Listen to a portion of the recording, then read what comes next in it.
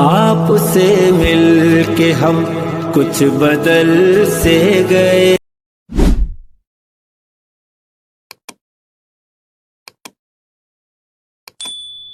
ورحمۃ اللہ وبرکاتہ۔ بسم اللہ الرحمن الرحیم۔ الحمد للہ رب العالمین، والصلاة والسلام على سید المرسلین وعلى آلہ واصحابہ وازواجہ وذریاتہ واہل بیتہ اجمعین، اما بعد، فأعوذ باللہ من الشیطان الرجیم۔ بسم اللہ الرحمن الرحیم۔ ونفخ في الصور فصعق من في السماوات ومن في الأرض إلا من شاء الله ثم نفخ فيه أخرى فإذا هم قيام ينظرون۔ حضرات علماء کرام، مشائخ عظام، میرے دینی اور اسلامی بھائیوں، بزرگوں، پیارے بچوں اور پردہ نشین خواتین ملت، 15 روزہ اجلاس سیرت مصطفیٰ صلی اللہ علیہ وسلم کی یہ الحمدللہ 15ویں نشست ہے، اور آج ہماری گفتگو کا عنوان ہے جب قیامت برپا ہوگی۔ میں کوشش کروں گا قرآن و حدیث کے تناظر میں اس اہم موضوع پر کچھ ضروری معلومات آپ کی خدمت میں پیش کروں۔ آپ دعا فرمائیں کہ اللہ رب العزت والجلال مجھے حق بات کہنے کی توفیق عطا فرمائے۔ میں آپ کے لیے دعا کرتا ہوں اور انشاءاللہ کرتا رہوں گا، میرا رب آپ کو ہمیشہ حق اور سچ سننے کی توفیق بخشے، اور ہم سب کا رب ہمیں اور آپ کو کہنے سننے سے کہیں زیادہ عمل کی توفیق عطا فرمائے۔ خالق کائنات نے اپنی کائنات میں عالم کتنے بنائے، بس وہ صرف اللہ کو معلوم ہے۔ ہمیں اور آپ کو نہیں معلوم کہ ہمارے اور آپ کے رب نے عالم کتنے بنائے۔ ہم اور آپ روزانہ ہر نماز کی ہر رکعت میں پڑھتے ہیں یا سنتے ہیں الحمدللہ رب العالمین۔ تمام کی تمام تعریفیں اس اللہ کے لیے ہیں جو تمام عالموں کا رب ہے، تمام جہانوں کا پالنہار ہے۔ یہ العالمین یعنی عالم ہیں کتنے، بس وہی جانتا ہے جس نے بنائے ہیں۔ اللہ رب العزت نے اپنے ان بے شمار عالموں میں سے حضرت انسان کو صرف اور صرف 4 عالموں سے وابستگی عطا کی ہے۔ بے شمار عالموں میں سے ہماری اور آپ کی وابستگی کتنے عالموں سے رہے گی؟ 4 عالموں سے۔ ایک تو عالم وہ ہے جسے پار کر کے ہم آ گئے، اور اس کا نام ہے عالم ارواح۔ وہاں تھے ہم اور آپ، اور یقیناً تھے۔ اس عالم ارواح کو پار کر کے ہم اور آپ اس وقت جس عالم میں ہیں، اس عالم کا نام ہے عالم دنیا۔ اس کے بعد ایک اور عالم آئے گا، اس کا نام ہے عالم برزخ، اور یہ طے ہے کہ عالم دنیا سے جب ہماری رخصتی ہوگی تو ہم کہیں اور نہیں جائیں گے بلکہ عالم برزخ میں ہی جائیں گے۔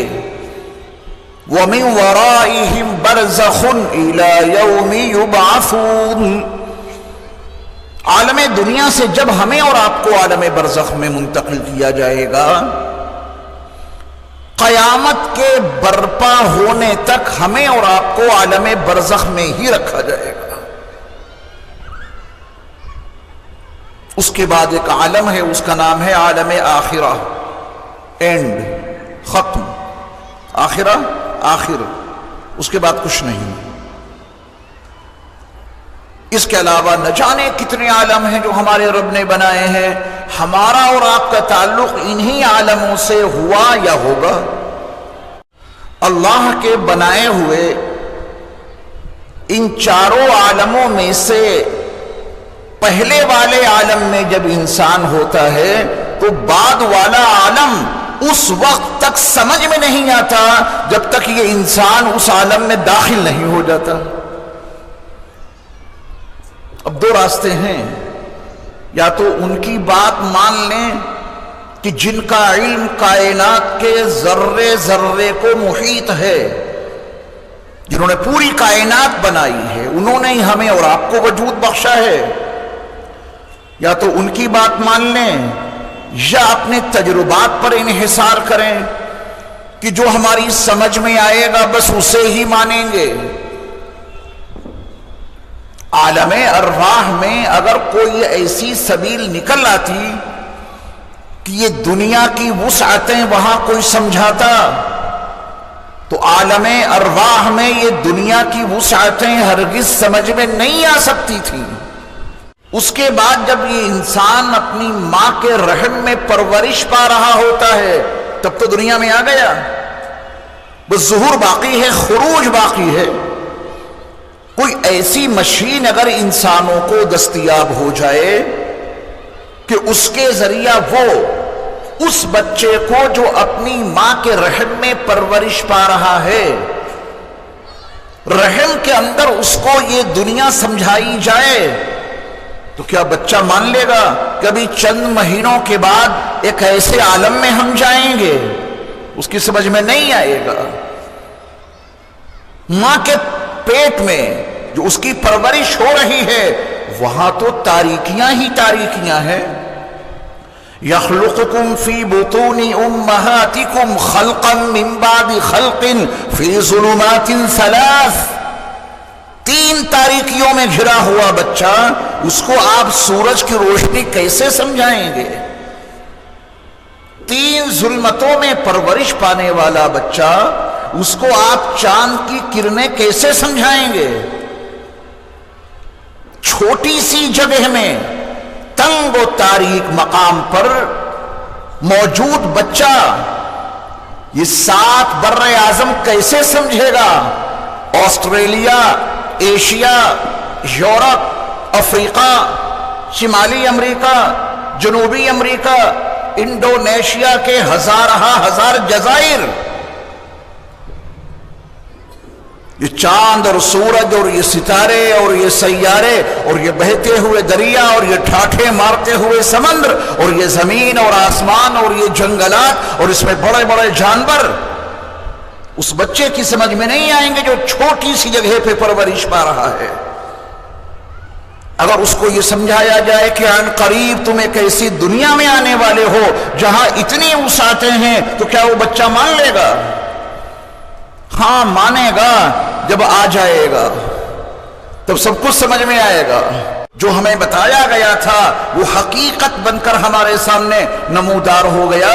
اس تنگ و تاریک جگہ میں ہمیں جو خبر دی گئی تھی وہ سپید صبح بن کے سامنے آ گئی۔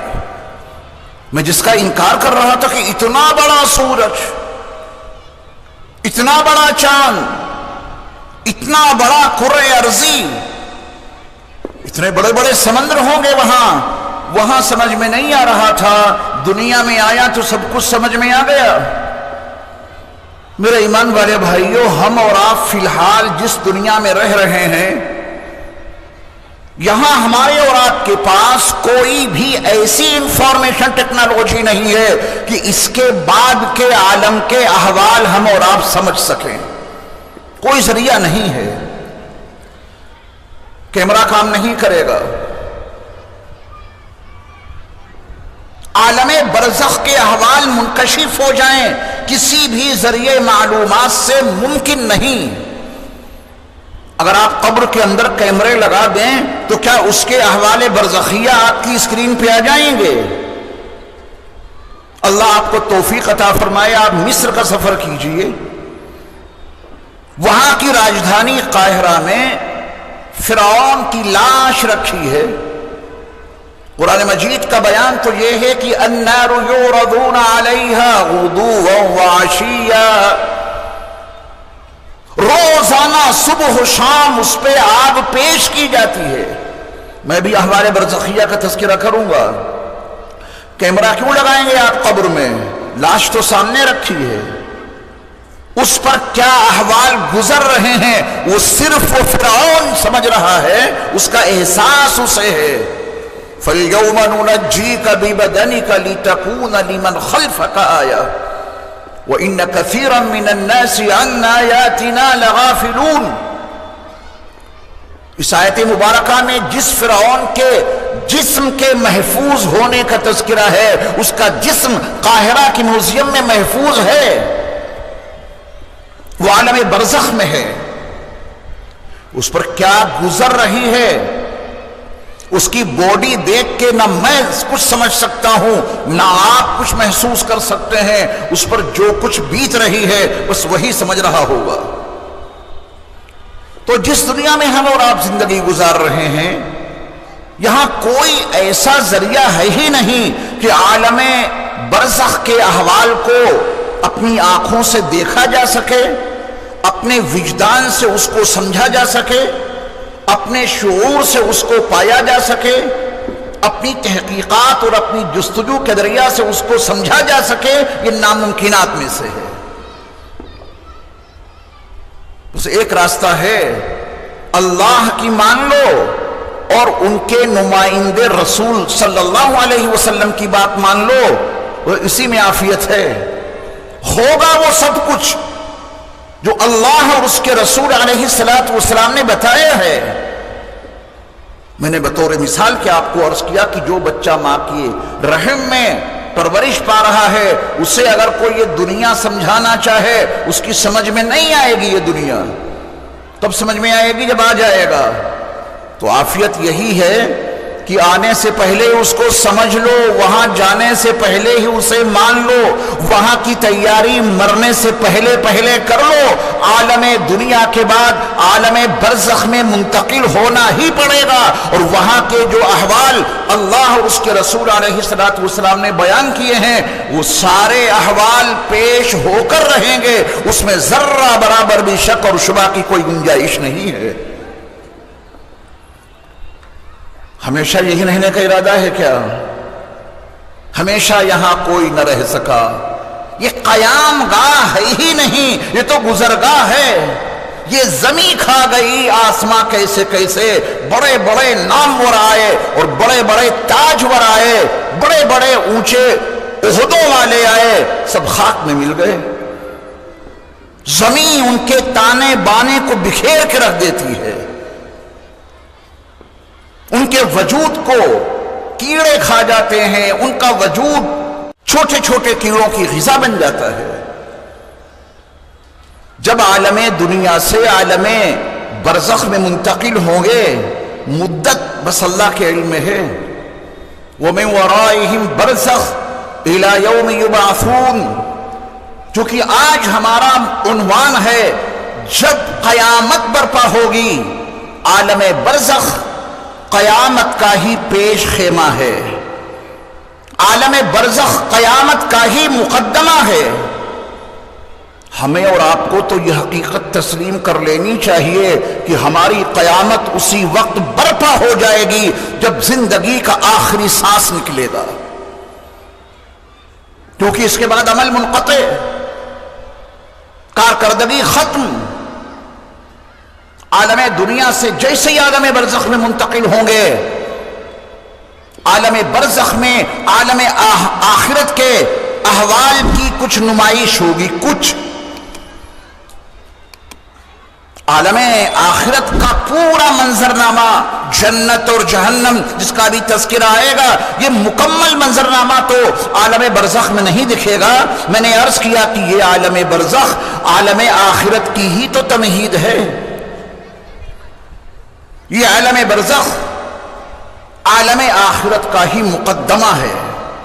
عالم دنیا سے عالم برزخ میں منتقل ہوں گے، تو سب کچھ دکھ جائے گا جسے اللہ اور اس کے رسول علیہ السلام نے اس دنیا میں غیبی طور پہ ہمیں اور آپ کو سمجھایا ہے۔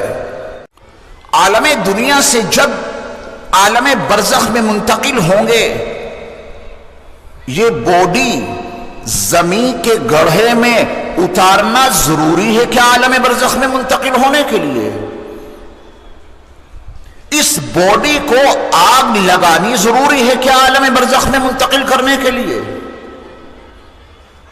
اس باڈی کو سمندر میں، دریاؤں میں ڈالنا ضروری ہے کیا عالم برزخ میں منتقل ہونے کے لیے؟ کیا ہے عالم برزخ کی حقیقت؟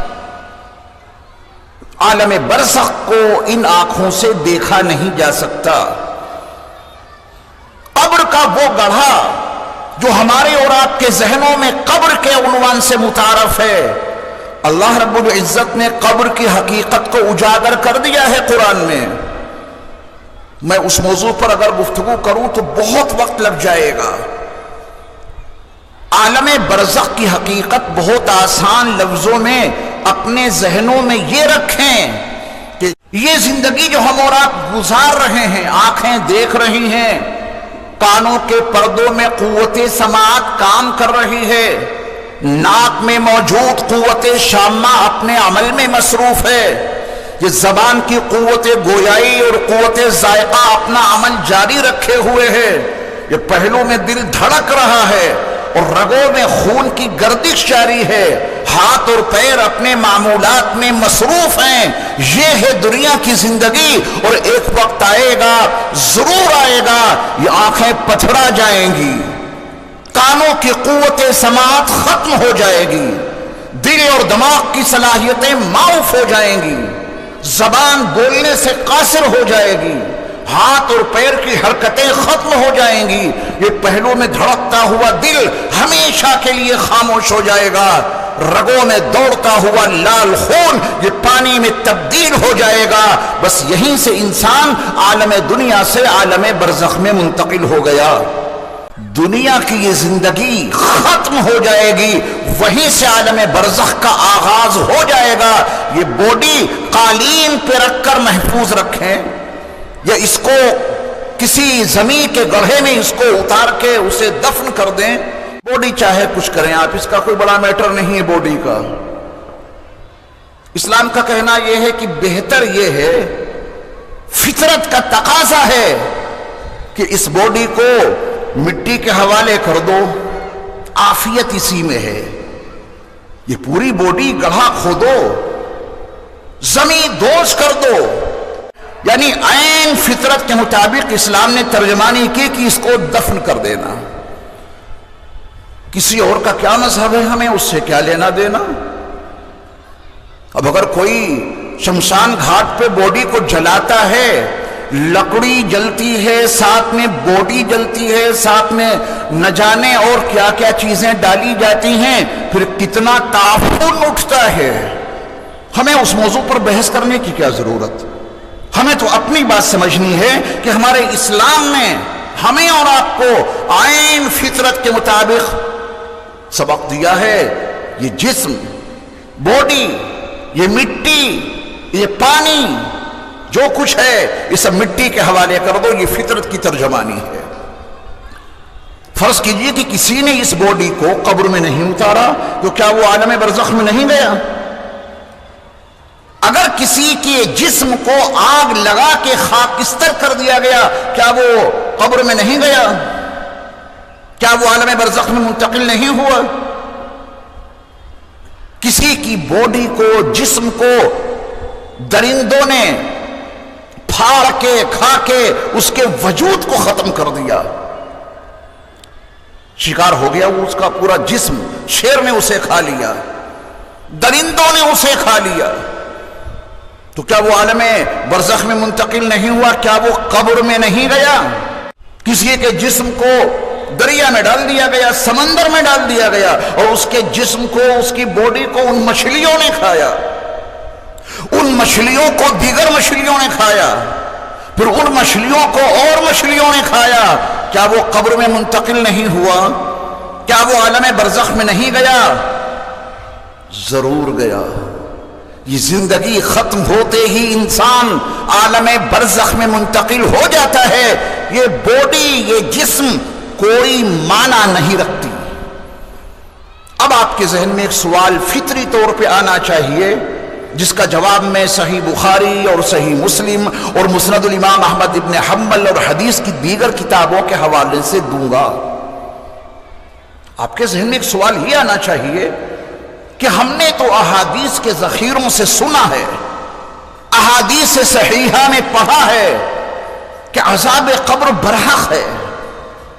صحیح بخاری میں کتنی احادیث موجود ہیں، صحیح مسلم میں کتنی حدیثیں موجود ہیں، ذخیرے احادیث میں کتنی احادیث موجود ہیں جو عذاب قبر پر دلالت کرتی ہیں. اور آپ نے بھی بارہا یہ مضمون سنا ہوگا کہ قبر میں جب بندہ اتار دیا جاتا ہے تو مردے کے ساتھ میں یہ احوال پیش آتے ہیں، یہ سوال اور یہ جواب سب کچھ آپ نے سن رکھا ہے. میں اس تفصیل میں جانا ہی نہیں چاہتا کیونکہ آپ سب کچھ جانتے ہیں. میں تو آپ کو آج فلسفیانہ انداز میں عالم برزخ سمجھانا چاہتا ہوں، اور آسان الفاظ میں. الفاظ اتنے آسان رہیں گے کہ آپ عالم برزخ کے فلسفے کو آج سمجھ کر اٹھیں گے انشاءاللہ. کوئی بہت موٹے دماغ کا آدمی ہو، اس کا تو علاج میرے پاس نہیں ہے. اگر کوئی اتنے موٹے دماغ کا آدمی ہے کہ اس کا یہ کہنا ہے کہ اگر قبر میں کچھ ہوتا ہے تو پھاوڑا لے کے چلو اور ویلکم کے قبرستان میں قبر کھودو، ہم دیکھیں گے کہ وہاں سانپ اس کے جسم کو ڈس رہے ہیں یا نہیں. پھاوڑا لے کے چلو ویلکم کے قبرستان میں کسی قبر کو کھودو اور ہم دیکھیں گے وہاں جنت کا بستر بچھا ہوا ہے یا نہیں، اور جنت کی کھڑکیاں کھلی ہیں کہ نہیں، ان سے ہوائیں اور خوشبوئیں آ رہی ہیں یا نہیں. کوئی اگر اتنے موٹے دماغ کا آدمی ہے کہ وہ عالم برزخ کو سمجھنے کے لیے آپ سے مطالبہ کر رہا ہے کہ اگر قبر میں کچھ ہوتا ہے جزا یا سزا کے عنوان سے، تو پھاوڑا لے کے چلو اور قبر کھودیں گے اور دیکھیں گے وہ آگ میں جل رہا ہے یا نہیں، وہ زمین میں دھستا چلا جاتا ہے یا نہیں، دیکھیں گے. یہ حماقت کی انتہا ہے. ایسے احمقوں کی سمجھ میں کچھ نہیں آئے گا. ان احمقوں کو سمجھانے کے لیے، عالم برزخ سمجھانے کے لیے ان کو عالم بطن سمجھانا پڑے گا. جو اتنے موٹے دماغ کے لوگ ہیں انہیں آپ عالم برزخ سمجھانے کے بجائے کیا سمجھائیں گے؟ عالم بطن. تو ہر چیز کو پھاوڑا لے کر کھود کے دیکھنا چاہتا ہے تو تو یہ بتا کہ جب تو اپنی ماں کے رحم میں پرورش پا رہا تھا، تیری ہڈیوں کا یہ فولڈر ڈھانچہ جو مجھے دکھ رہا ہے یہ تیری ماں کے پیٹ میں کدھر سے داخل ہو گیا، یہ سمجھا مجھے. جب تیرا وجود تیری ماں کے پیٹ میں بن رہا تھا وہاں یہ پتھر کے دانتوں کا مٹیریل کدھر سے داخل ہو گیا، یہ مجھے سمجھا. جب تیرا وجود تیری ماں کے پیٹ میں بن رہا تھا تو یہ ناخون کا مادہ کدھر سے پیوست ہو گیا، یہ مجھے سمجھا. جب تیرا وجود تیری ماں کے رحم میں بن رہا تھا تو یہ آنکھیں کدھر سے گئیں اور پیسٹ ہو گئیں، یہ کان کدھر سے گئے اور اسمبل ہو گئے، یہ پہلو میں دھڑکتا ہوا دل کدھر سے پہنچا اور یہاں لگ گیا، پہلے مجھے یہ سمجھا. وہ کہے گا کہ میاں اس میں سمجھانے کی بات کیا ہے، یہ تو اللہ کی قدرت ہے. تو آپ بھی یہی کہہ دینا کہ عالم برزخ سمجھانے کی کیا بات ہے، اللہ کا نظام ہے، اللہ اس کے رسول نے خبر دی ہے تو ماننا پڑے گا. اسے تو پھاوڑے سے قبر کو کھود کے نہیں دیکھ سکتا. اپنے مشاہدے پر ایمان لایا ہے، اپنی آنکھوں کی بینائی پر ایمان لایا ہے کہ جب دیکھیں گے تو مانیں گے.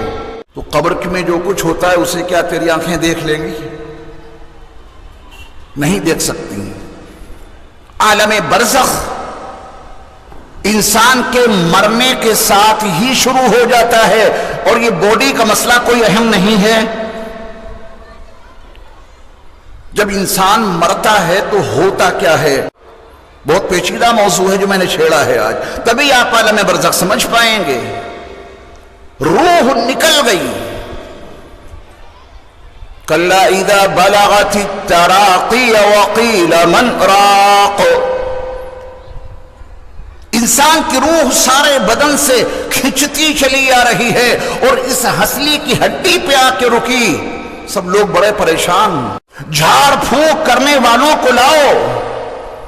ہے کوئی جھاڑ پھونک کرنے والا؟ جھاڑ پھونک کیا کام کرے گی جب اس کے رخصت کا وقت آیا ہے.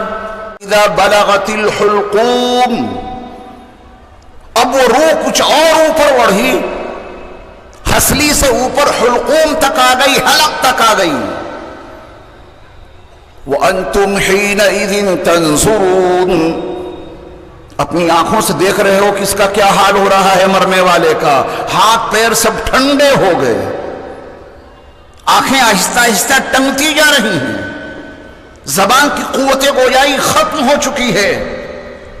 وَنَحْنُ أَقْرَبُ إِلَيْهِ مِنْكُمْ، تمہارا باپ مر رہا ہے تو بیٹے سارے ہیں، بیٹیاں ساری اس کے بہت قریب ہیں، سارے اعزاء اقربا مرنے والے کے قریب ہیں. میرے اللہ کا بیان یہ ہے کہ اس مرنے والے سے تم اتنے کہاں قریب ہو سکتے ہو جتنے ہم اس سے قریب ہیں. وَنَحْنُ أَقْرَبُ إِلَيْهِ مِنْكُمْ وَلَكِنْ لَا تُبْصِرُونَ، لیکن تم ہمیں دیکھ نہیں سکتی. اللہ کو کون دیکھ سکتا ہے؟ کیا حقیقت ہے روح کے نکلنے کی؟ اگر یہ روح یہاں سے نکل کر اس جسم میں کچھ نہیں رہا تو پھر قبر میں جب اسے اتارو گے تو سوال اور جواب کس سے ہوں گے؟ آپ قبر میں جا کے سلام کرتے ہیں، السلام علیکم یا اہل القبور، اور سلام ہی نہیں آپ ان سے کلام بھی کرتے ہیں، انتم سلفنا وانا انشاءاللہ بکم لاحقون، تم تو ہم سے پہلے چلے گئے، ہم بھی تمہارے پیچھے پیچھے آ رہے ہیں. حقیقت ہے نا یہ کس سے کلام کر رہے ہیں آپ؟ یہ کس کو سلام پیش کیا ہے آپ نے؟ صحیح بخاری کی صحیح حدیث، جب آپ جنازے کو اپنے کندھوں پہ لے کر چلتے ہیں، اگر وہ نیک ہوتا ہے تو کہتا ہے قدمونی قدمونی، مجھے ذرا جلدی لے چلو. برا انسان ہے، پوری زندگی بدی والی، برائیوں والی، گناہوں والی گزاری ہے، وہ گھبراتا ہے نہ جانے میرے ساتھ میں کیا حشر ہوگا. جب اس کی باڈی میں کچھ ہے ہی نہیں تو یہ جنازہ جو لوگوں کے کندھوں پر ہے، جس میت کو آپ اپنے کندھوں پر لاد کر لے جا رہے ہیں، ہمارے اور آپ کے نزدیک تو وہ بالکل مردہ ہے، اور میرے مصطفیٰ کی خبر بتا رہی ہے اس میں زندگی ہے. وہ یہ کہہ رہا ہے زندگی بس سمٹ گئی ہے. روح کے سمٹنے کا نام ہے موت. خدا کرے آپ اس حقیقت کو سمجھیں. ذرا مشکل ہوگا شروع میں یہ مضمون سمجھنا، لیکن جب میں بھی آپ کو احادیث سے دلائل دوں گا تو آپ کی سمجھ میں سب کچھ آ جائے گا. اور میرے ایمان والے بھائیوں، اس حقیقت کو سمجھے بغیر ایک انسان عالم آخرت کو سمجھ ہی نہیں سکتا. وہ تو مذاق سمجھے گا، سب بیکار باتیں ہیں. عالم آخرت کی حقیقت کو سمجھانے کے لیے اس مقدمے کا سمجھنا ضروری ہے جسے عالم برزخ کہا جاتا ہے. عالم دنیا سے رخصت ہو گئے، اس باڈی میں کچھ نہیں رہا، اس جسم میں کچھ نہیں رہا. اگر اس جسم میں کہیں بھی روح نہیں ہے تو کندھوں پہ جانے والا جنازہ بول کیوں رہا ہے؟ میرے مصطفیٰ کی صحیح خبر صحیح بخاری میں موجود ہے. ہم اور آپ سن نہیں پا رہے ہیں، لیکن جنہوں نے سنا انہوں نے بتا دیا. آپ نے قبر میں میت کو اتار دیا، اس کی قبر کو آپ نے برابر کر دیا. جب آپ وہاں سے رخصت ہوتے ہیں، میرے مصطفیٰ علیہ السلام کی یہ خبر ہے کہ وہ میت قبر کے اندر رہتے ہوئے جانے والوں کی جوتیوں کی جو کھڑکھڑاہٹ ہے اسے بھی سنتا ہے. اب یا تو صحیح بخاری کی صحیح حدیث کا آپ انکار کر دیں، یا اپنی اصلاح کر لیں، اپنی فکروں کو، اپنے نظریات کو درست کر لیں کہ معاملہ کچھ اور ہے. جو ہم نے سن رکھا تھا، جو ہم نے سوچ رکھا تھا، معاملہ اس کے برعکس ہے. موت روح کے سمٹنے کا نام ہے، اور یہ ساری کی ساری روح سمٹ کر جمع کہاں ہوتی ہے؟ اس پوری باڈی میں کوئی ایسی ڈبیا ہے کیا؟ کوئی ایسا باکس ہے کیا ہماری پوری باڈی میں کہ جب ساری روح سمٹ کر اس ڈبیا میں پیک ہو جاتی ہے، جب ساری روح سمٹ کر اس چھوٹی سی جگہ میں پیک ہو جاتی ہے، تو آنکھیں کام کرنا بند کر دیتی ہیں، تو کان کام کرنا بند کر دیتے ہیں، تو پہلو کا دل دھڑکنا بند ہو جاتا ہے۔ جب وہ روح سمٹ کر اس مقام پہ جا کے ٹھہر جاتی ہے، محدود ہو جاتی ہے، اس کا پھیلاؤ کم ہو گیا، جس حصے سے روح نکلی اتنے حصے کا بدن کام کرنا چھوڑ دیتا ہے، اور وہ ساری کی ساری روح جا کر ایک مقام پر جمع ہو جاتی ہے۔ اس ڈبیا کا نام پہلے یاد کر لیجئے حدیث کے حوالے سے۔ اس چھوٹی سی ڈبیا، یہ میری تعبیر ہے آپ کو سمجھانے کے لیے، وہ چھوٹی سی ڈبیا جس میں بدن کی ساری روح سمٹ کر پیک ہو جاتی ہے، میرے مصطفیٰ علیہ السلام نے اس کا نام بتایا ہے عجب الذنب۔ یاد رکھیے گا، عجب الذنب، اس ڈبیا کا نام بھی بتا گئے میرے مصطفیٰ علیہ السلام۔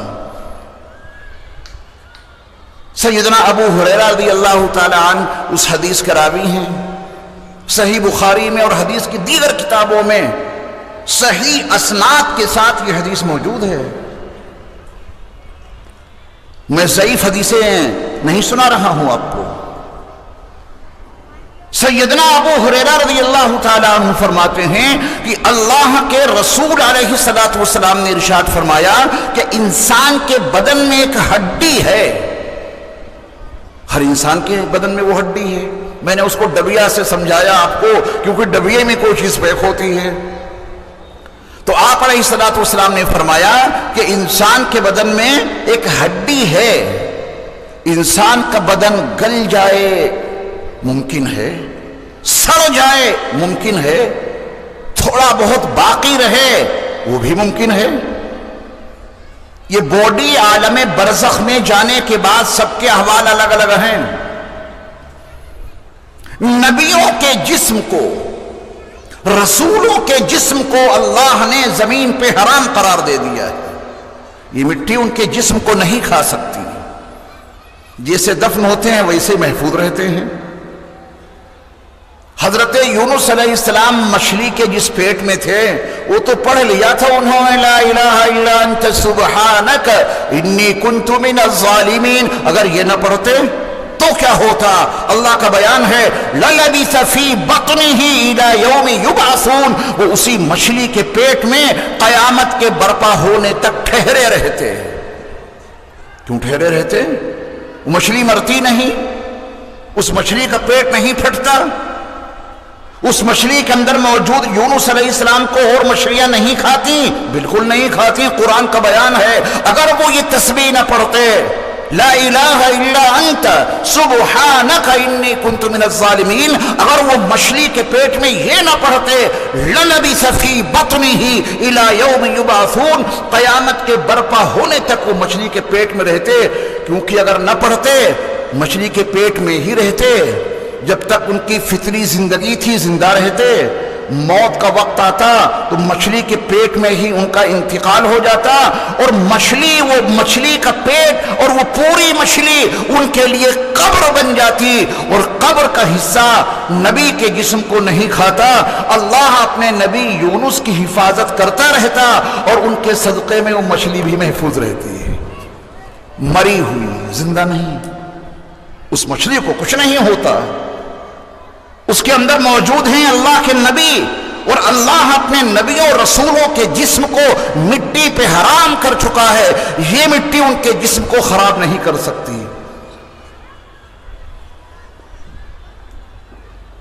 اب مٹی میں کسی کو اتار دیا گیا قبر میں، اس کے جسم کا کچھ بھی ہو، پوری باڈی ختم ہو سکتی ہے۔ قبرستان کو کتنی مرتبہ الٹا پلٹا جاتا ہے، کچھ ملتی ہیں باڈیاں، وہاں ہے کچھ، ایک ایسی چیز ہے جسے مرور زمانہ ختم نہیں کر سکتا۔ آپ لاکھ مرتبہ کسی قبرستان کی مٹی کو الٹ پلٹ کریں، وہ چیز ختم نہیں ہوگی جسے میرے مصطفیٰ علیہ السلام نے عجب الذنب کہا ہے، وہ نہیں ختم ہوگی۔ سندل کی لکڑیاں لگا کر، گھی ڈال ڈال کر آگ لگائیے، پوری باڈی کو جلا دیجئے، اور اب تو الیکٹرانک زمانہ ہے،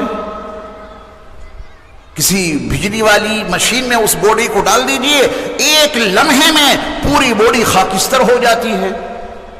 لوگوں نے کہا کہ پوری بوڈی جل گئی، میرے مصطفیٰ فرما رہے ہیں کہ ہاں جل تو گئی ہے، لیکن وہ چیز نہیں جل سکتی جس میں تمہاری روح پیک ہے، جس کا نام عجب الذنب ہے۔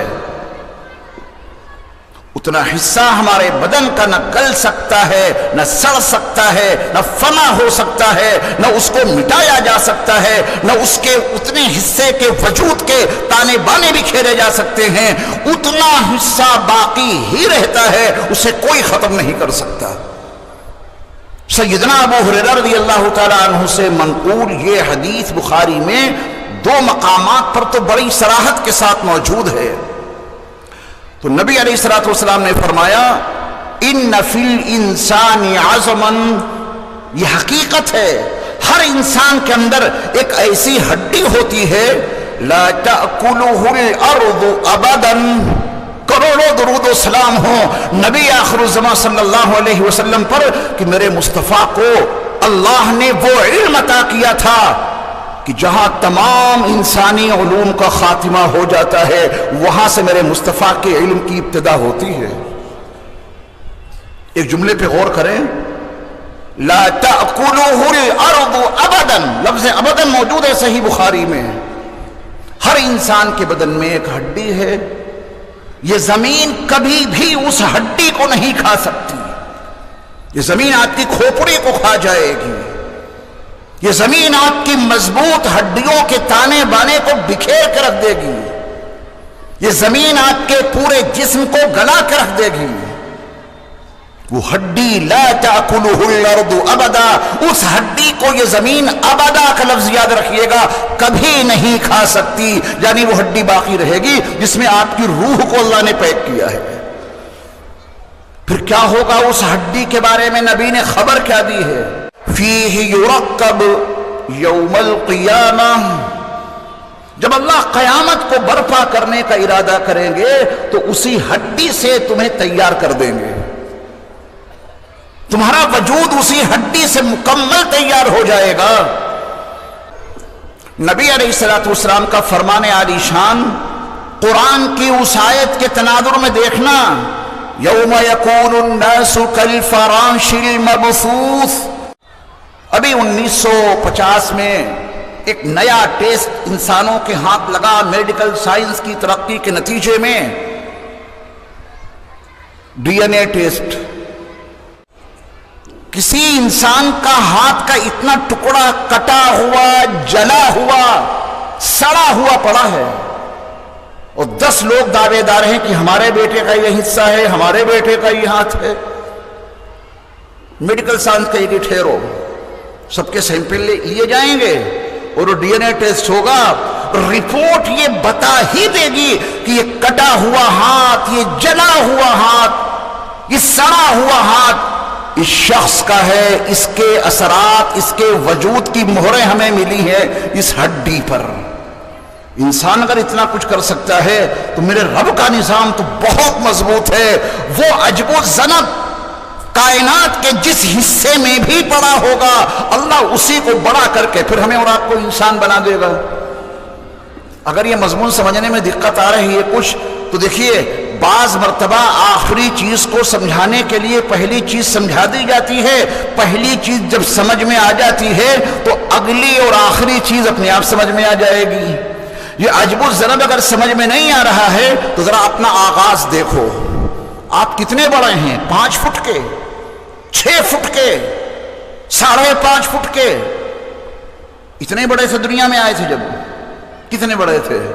اتنے بڑے جب دنیا میں آئے تھے، اور ماں کے پیٹ میں اس کو چھوٹا کرتے جائیے، میرے ہاتھ کو دیکھیے، ہے نا چھوٹا چھوٹا۔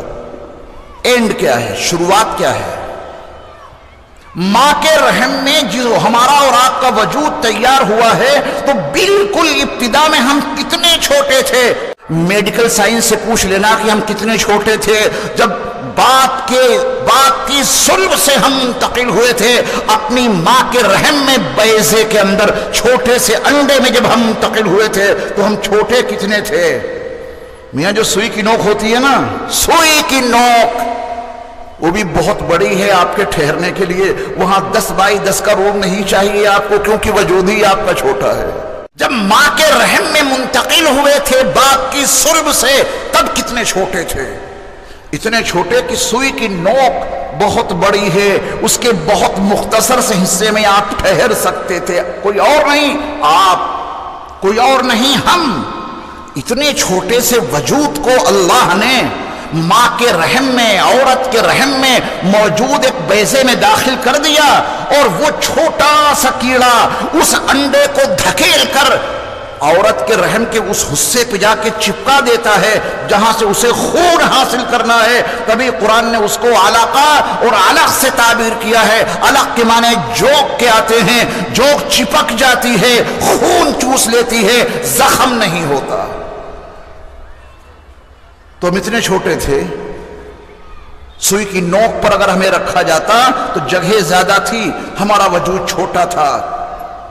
اتنے چھوٹے سے وجود میں آنکھیں تھیں، یقیناً تھیں. یہ سنیے مضمون، اس چھوٹے سے وجود میں کان تھے، یقیناً تھے. اس چھوٹے سے وجود میں ناک تھی، یقیناً تھی. یہ پورا آپ کا وجود اس چھوٹے سے وجود میں پوشیدہ بھی تھا، تمام اعضاء بھی موجود تھے، بس یہ کہ دکھ نہیں رہا تھا کچھ. یہ کیٹانو جو آپ کے بدن پہ ہوتے ہیں، فضاؤں میں، ہواؤں میں جو کیٹانو زندہ ٹہل رہے ہیں، کیا ان میں زندگی نہیں ہے؟ ہے. آنکھ، ناک، کان ان چھوٹے چھوٹے کیڑوں میں ہے کہ نہیں ہے؟ جی ہاں ہے. اس دیواجی زندگی بھی انہیں معلوم ہے کہ ہماری نسل کیسے آگے بڑھے گی. یہ فضاؤں میں چھوٹے چھوٹے کیڑے جو ہمیں اور آپ کو نظر نہیں آ رہے ہیں، یہ آپس میں جنسی ملاقات کرتے ہیں، میل فیمیل آپس میں ملتے ہیں، کسی کے بچے پیدا ہوتے ہیں اور کسی کے انڈے نکلتے ہیں.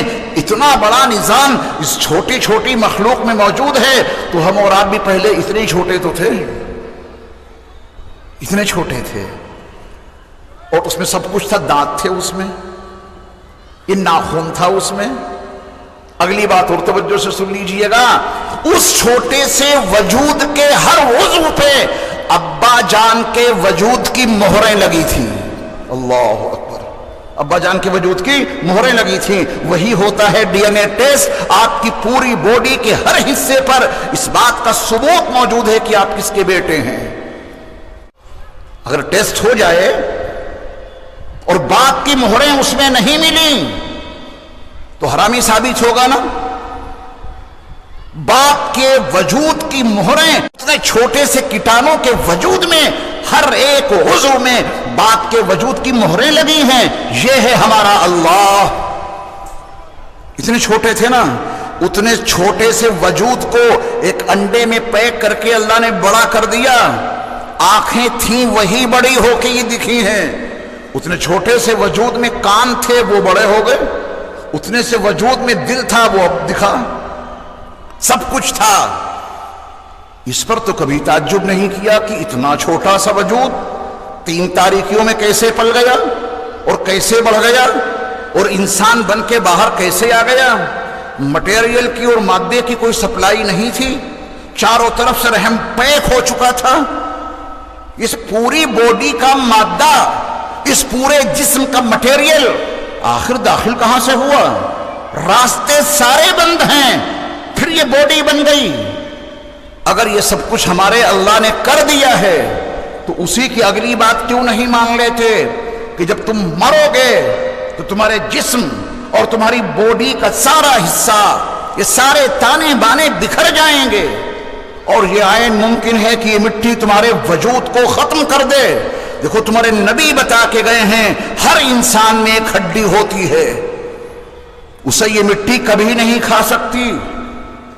تمہارا وجود سمٹ کے پھر اتنا ہی چھوٹا ہو جائے گا جتنے تم پہلے چھوٹے تھے، اور قیامت کے دن اللہ تمہیں اسی چھوٹے سے وجود سے پھر بڑا بنا کے اپنی خدمت میں حاضر کر دے گا. یہ ہے عالم برزخ. اب کسی کو جلا دیا گیا، اس کی قبر نہیں، بالکل ہے اس کی قبر. کسی کو سمندر میں ڈال دیا گیا، اس کی قبر نہیں، بالکل ہے. میں آپ کو 2 لفظوں میں قرآن کے حوالے سے قبر کی حقیقت سمجھائے دیتا ہوں. اگر نشان قبر موجود ہے جہاں پہ مردے کو دفن کیا ہے، اگر قبر کا نشان موجود ہے تو وہ قبر ہے، اگر نشان موجود نہیں ہے اور وہاں مردہ اس کی باڈی کا وہ عجب الذنب موجود ہے تو میرے اللہ کا فرمان ہے کہ وہ اجداث ہیں۔ وہ کیا ہیں؟ اجداث۔ دنیا میں قبریں گننا، چند قبریں ملیں گی آپ کو، اربوں خربوں انسان آ چکے ہیں اور آئندہ نہ جانے کتنے آئیں گے۔ آپ پورے علاقے کے قبرستانوں میں جا کے قبریں گنیں، چند قبریں آپ کو ملیں گی، باقی انسان کہاں گئے؟ جن کی قبریں آپ کو ویلکم کے قبرستان میں دکھ رہی ہیں یہ قبور ہیں، اور جن کے عجب الذنب نہ جانے کہاں کہاں بکھرے پڑے ہیں وہ اجداث میں ہیں۔ قیامت کے دن کیا انسان قبروں سے ہی نکلیں گے؟ صرف قبروں سے نکلیں گے؟ نہیں، قبروں میں جو موجود ہیں، جن کے نشانات قبر موجود ہیں، جو قبروں میں ہیں، وہ اپنی قبروں سے یقیناً نکلیں گے، اور جن کے عجب الذنب نہ جانے کہاں کہاں پھیلے پڑے ہیں ان کے لیے میرے اللہ کا بیان قرآن میں یہ ہے، یوم یخرجون من الاجداث کأنہم جراد منتشر۔ وہ کہاں سے نکلیں گے؟ قبروں سے۔ وہ ایسے ہی میدان سے نکل کھڑے ہوں گے، کسی ہوٹل کے نیچے ان کا عجب الذنب دبا ہوا ہے، قبر نظر نہیں آ رہی ہے، وہاں سے نکل کھڑے ہوں گے۔ کوئی کسی درخت کے نیچے اس کا عجب الذنب پڑا ہوا ہے، وہ وہاں سے نکل کھڑا ہوگا۔ قرآن مجید نے اجداث سے نکلنے والوں کی بڑی تعداد کی تعبیر دی ہے، کأنہم جراد منتشر، ٹڈی دل۔ قبروں سے بہت کم لوگ نکلیں گے۔ قبر سے نکلیں گے میرے مصطفیٰ علیہ السلام سب سے پہلے، صدیق اکبر آپ کے ساتھ پھر قبر سے نکلیں گے، ان کی قبریں محفوظ ہیں۔ حضرت عمر فاروق اپنی قبر سے نکلیں گے، عثمان غنی اپنی قبر سے نکلیں گے، علی مرتضیٰ اپنی قبر سے نکلیں گے، جن کی قبریں موجود ہیں سب اپنی قبروں سے نکلیں گے۔ ہماری اور آپ کی قبر کا کیا ٹھکانہ؟ یہ زندگی کا چراغ نہ جانے کس چوراہے پر بجھ جائے، غسل بھی نصیب ہوگا یا نہیں کسی کو نہیں معلوم، یہ 2 گز کا کفن بھی ملے گا کسی کو نہیں معلوم، کسی کو 2 گز زمین بھی ملے گی دفن ہونے کے لیے نہیں معلوم، لیکن یہ طے ہے کہ جانا عالم برزخ میں ہی ہے، اس کے باہر کوئی راستہ ہے ہی نہیں۔ عالم دنیا کے بعد عالم برزخ متعین ہے، کوئی اور راستہ ہے ہی نہیں۔ وَمِن وَرَائِهِمْ سب کے لیے ہے، ہر انسان کے لیے ہے۔ وَمِن وَرَائِهِمْ برزخ إِلَى يَوْمِ يُبْعَثُونَ، ان کے آگے ایک برزخ ہے، اس میں کب تک رہیں گے؟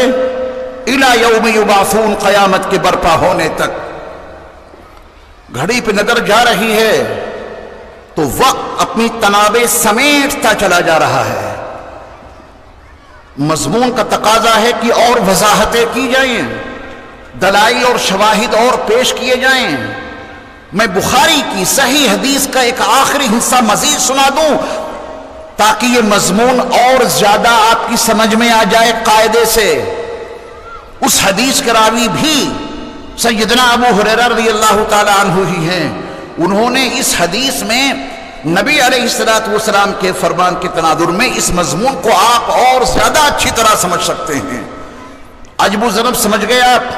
چھوٹی سی ڈبیا، پورا وجود، اس کی ساری روح اس میں پیک ہو گئی، قبر میں اتار دو، مٹی گلا دے پورے وجود کو، سڑا دے پورے وجود کو، عجب الذنب ختم نہیں ہوگا، اسی کو تو جا کے آپ کو سلام کرنا ہے۔ وہ سنتا بھی ہے اور سمجھتا بھی ہے۔ چھوٹا سا عجب الذنب پڑا ہوا ہے۔ 100 سال پہلے دادا جان دفن ہوئے تھے، فرق کیا پڑتا ہے؟ اب سے 1450 سال پہلے، 1400 سال پہلے ہمارے نبی علیہ السلام قبر میں آرام فرما ہیں، سن رہے ہیں، تبھی تو جا کے وہاں کہتے ہیں الصلاۃ والسلام علیک یا رسول اللہ، الصلاۃ والسلام علیک یا نبی اللہ، الصلاۃ والسلام علیک یا حبیب اللہ، الصلاۃ والسلام علیک یا خیر خلق اللہ۔ ان سنہری جالیوں کے سامنے کھڑے ہو کر آپ یہ جملے کن جذبات کے ساتھ کہتے ہیں، کن احساسات کے ساتھ کہتے ہیں؟ میرا بھی یقین ہے اور آپ کا بھی، یہ جملے ہم نبی کی بارگاہ میں صلاۃ و سلام کے پھول پیش کر رہے ہیں۔ میرے مصطفیٰ علیہ الصلاۃ والسلام ہم غریبوں کا یہ سلام سن بھی رہے ہیں، اور نہ صرف یہ کہ سن رہے ہیں بلکہ ہم غریبوں کے سلام کا جواب بھی دے رہے ہیں۔ وہ صدیق اکبر ہوں، عمر فاروق ہوں، جنت البقیع میں جتنے لوگ آرام فرمائے ہیں، یا احد کے میدان میں جو آرام فرمائے ہیں، یا جس قبرستان میں بھی جو ہیں، ان کو جا کے سلام پیش کرتے ہیں۔ وہاں کوئی ہے تبھی تو سلام کا آرڈر دیا گیا۔ یہاں کیوں نہیں کرتے ہیں آپ؟ کسی پیڑ کے سامنے جا کے السلام علیکم حبیب بھائی، یہاں کیوں نہیں کرتے ہیں؟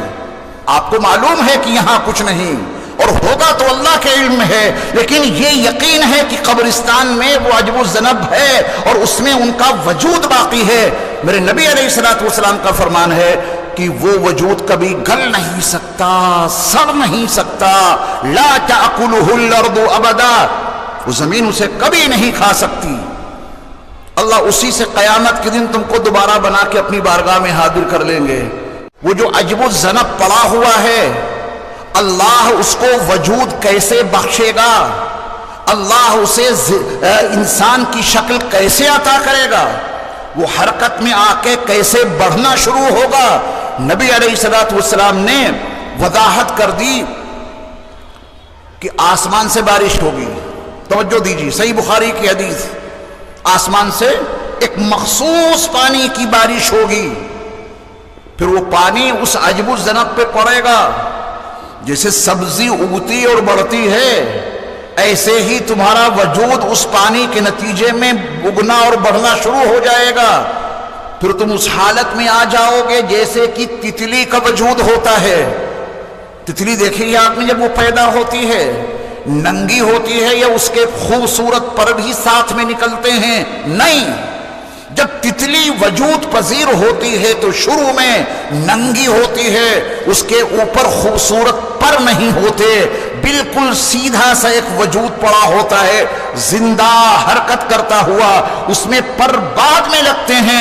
تبھی تو میرے مصطفیٰ علیہ الصلوۃ والسلام نے فرمایا کہ تم کو تمہاری قبروں سے ننگا اٹھایا جائے گا، ننگے بدن ہوگے اور ننگے پیر ہوگے، جیسے کہ تتلی ہوتی ہے۔ یوم یکون الناس کالفراش المبثوث، آسمان سے بارش ہوگی، وہ چھوٹا سا عجب الذنب، وہ چھوٹی سی ڈبیا جس میں آپ کی روح پیک ہے، اس کے اوپر وہ آسمان سے برسنے والا پانی پڑے گا۔ جیسے سبزی اگتی اور بڑھتی ہے، ایسے تمہارا وجود بڑھنا شروع ہو جائے گا، پورا وجود تیار ہو جائے گا۔ وَلَقَدْ جِئْتُمُونَا فُرَادَىٰ كَمَا خَلَقْنَاكُمْ أَوَّلَ مَرَّةٍ، تم ایک ایک کر کے ہماری بارگاہ میں آنا شروع ہو جاؤ گے جیسے کہ ہم نے تم کو پہلی بار پیدا کیا تھا۔ اس میں اشارہ موجود ہے، کما خلقناکم اول مرہ، اپنے اول وجود پہ نگاہ دوڑاؤ، تم چھوٹے سے تھے، بڑے کیسے ہوئے، ایسے ہی ہم نے تمہارے وجود کو چھوٹے سے حصے میں تبدیل کر کے پھر اسے بڑھایا اور پھر تم ہماری بارگاہ میں حاضر ہو گئے۔ یہ ہے عالم برزخ،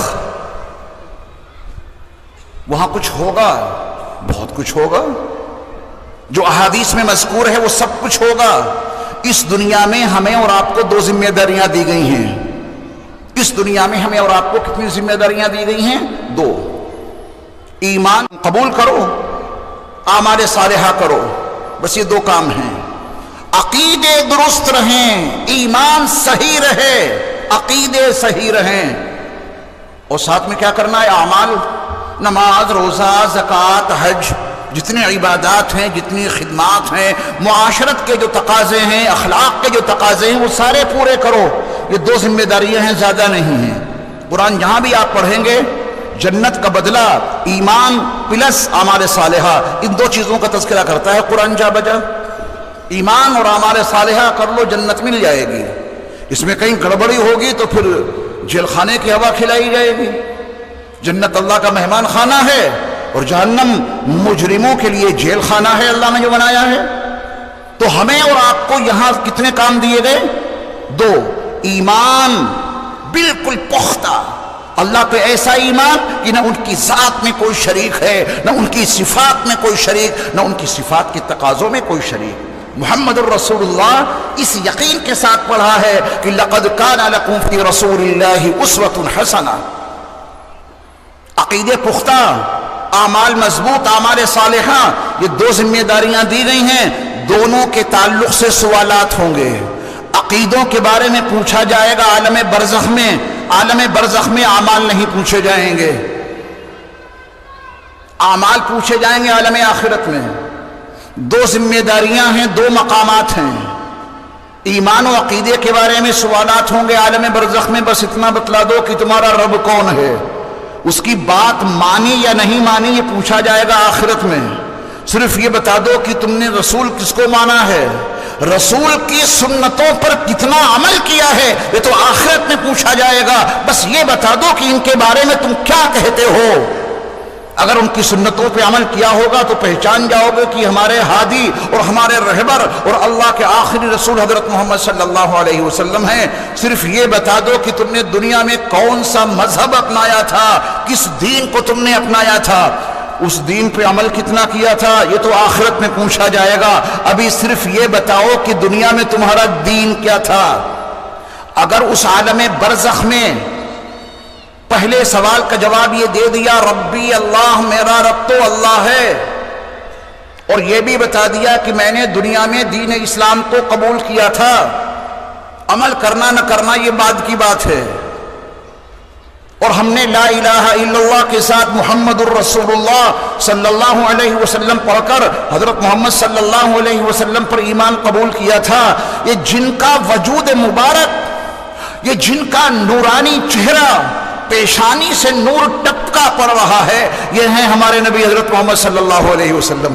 دیکھا کبھی نہیں، وہ منور چہرہ دیکھا تو نہیں، ان کے وجود کے 1450 سال کے بعد ہم آئے ہیں دنیا میں، لیکن ان کی پیاری پیاری نورانی سنتوں پہ عمل کیا کیا، اس نور نے ان کی جھلک ہمیں دکھا دی، اور قبر میں انشاءاللہ انہیں ضرور پہچان لیں گے صلی اللہ علیہ وسلم۔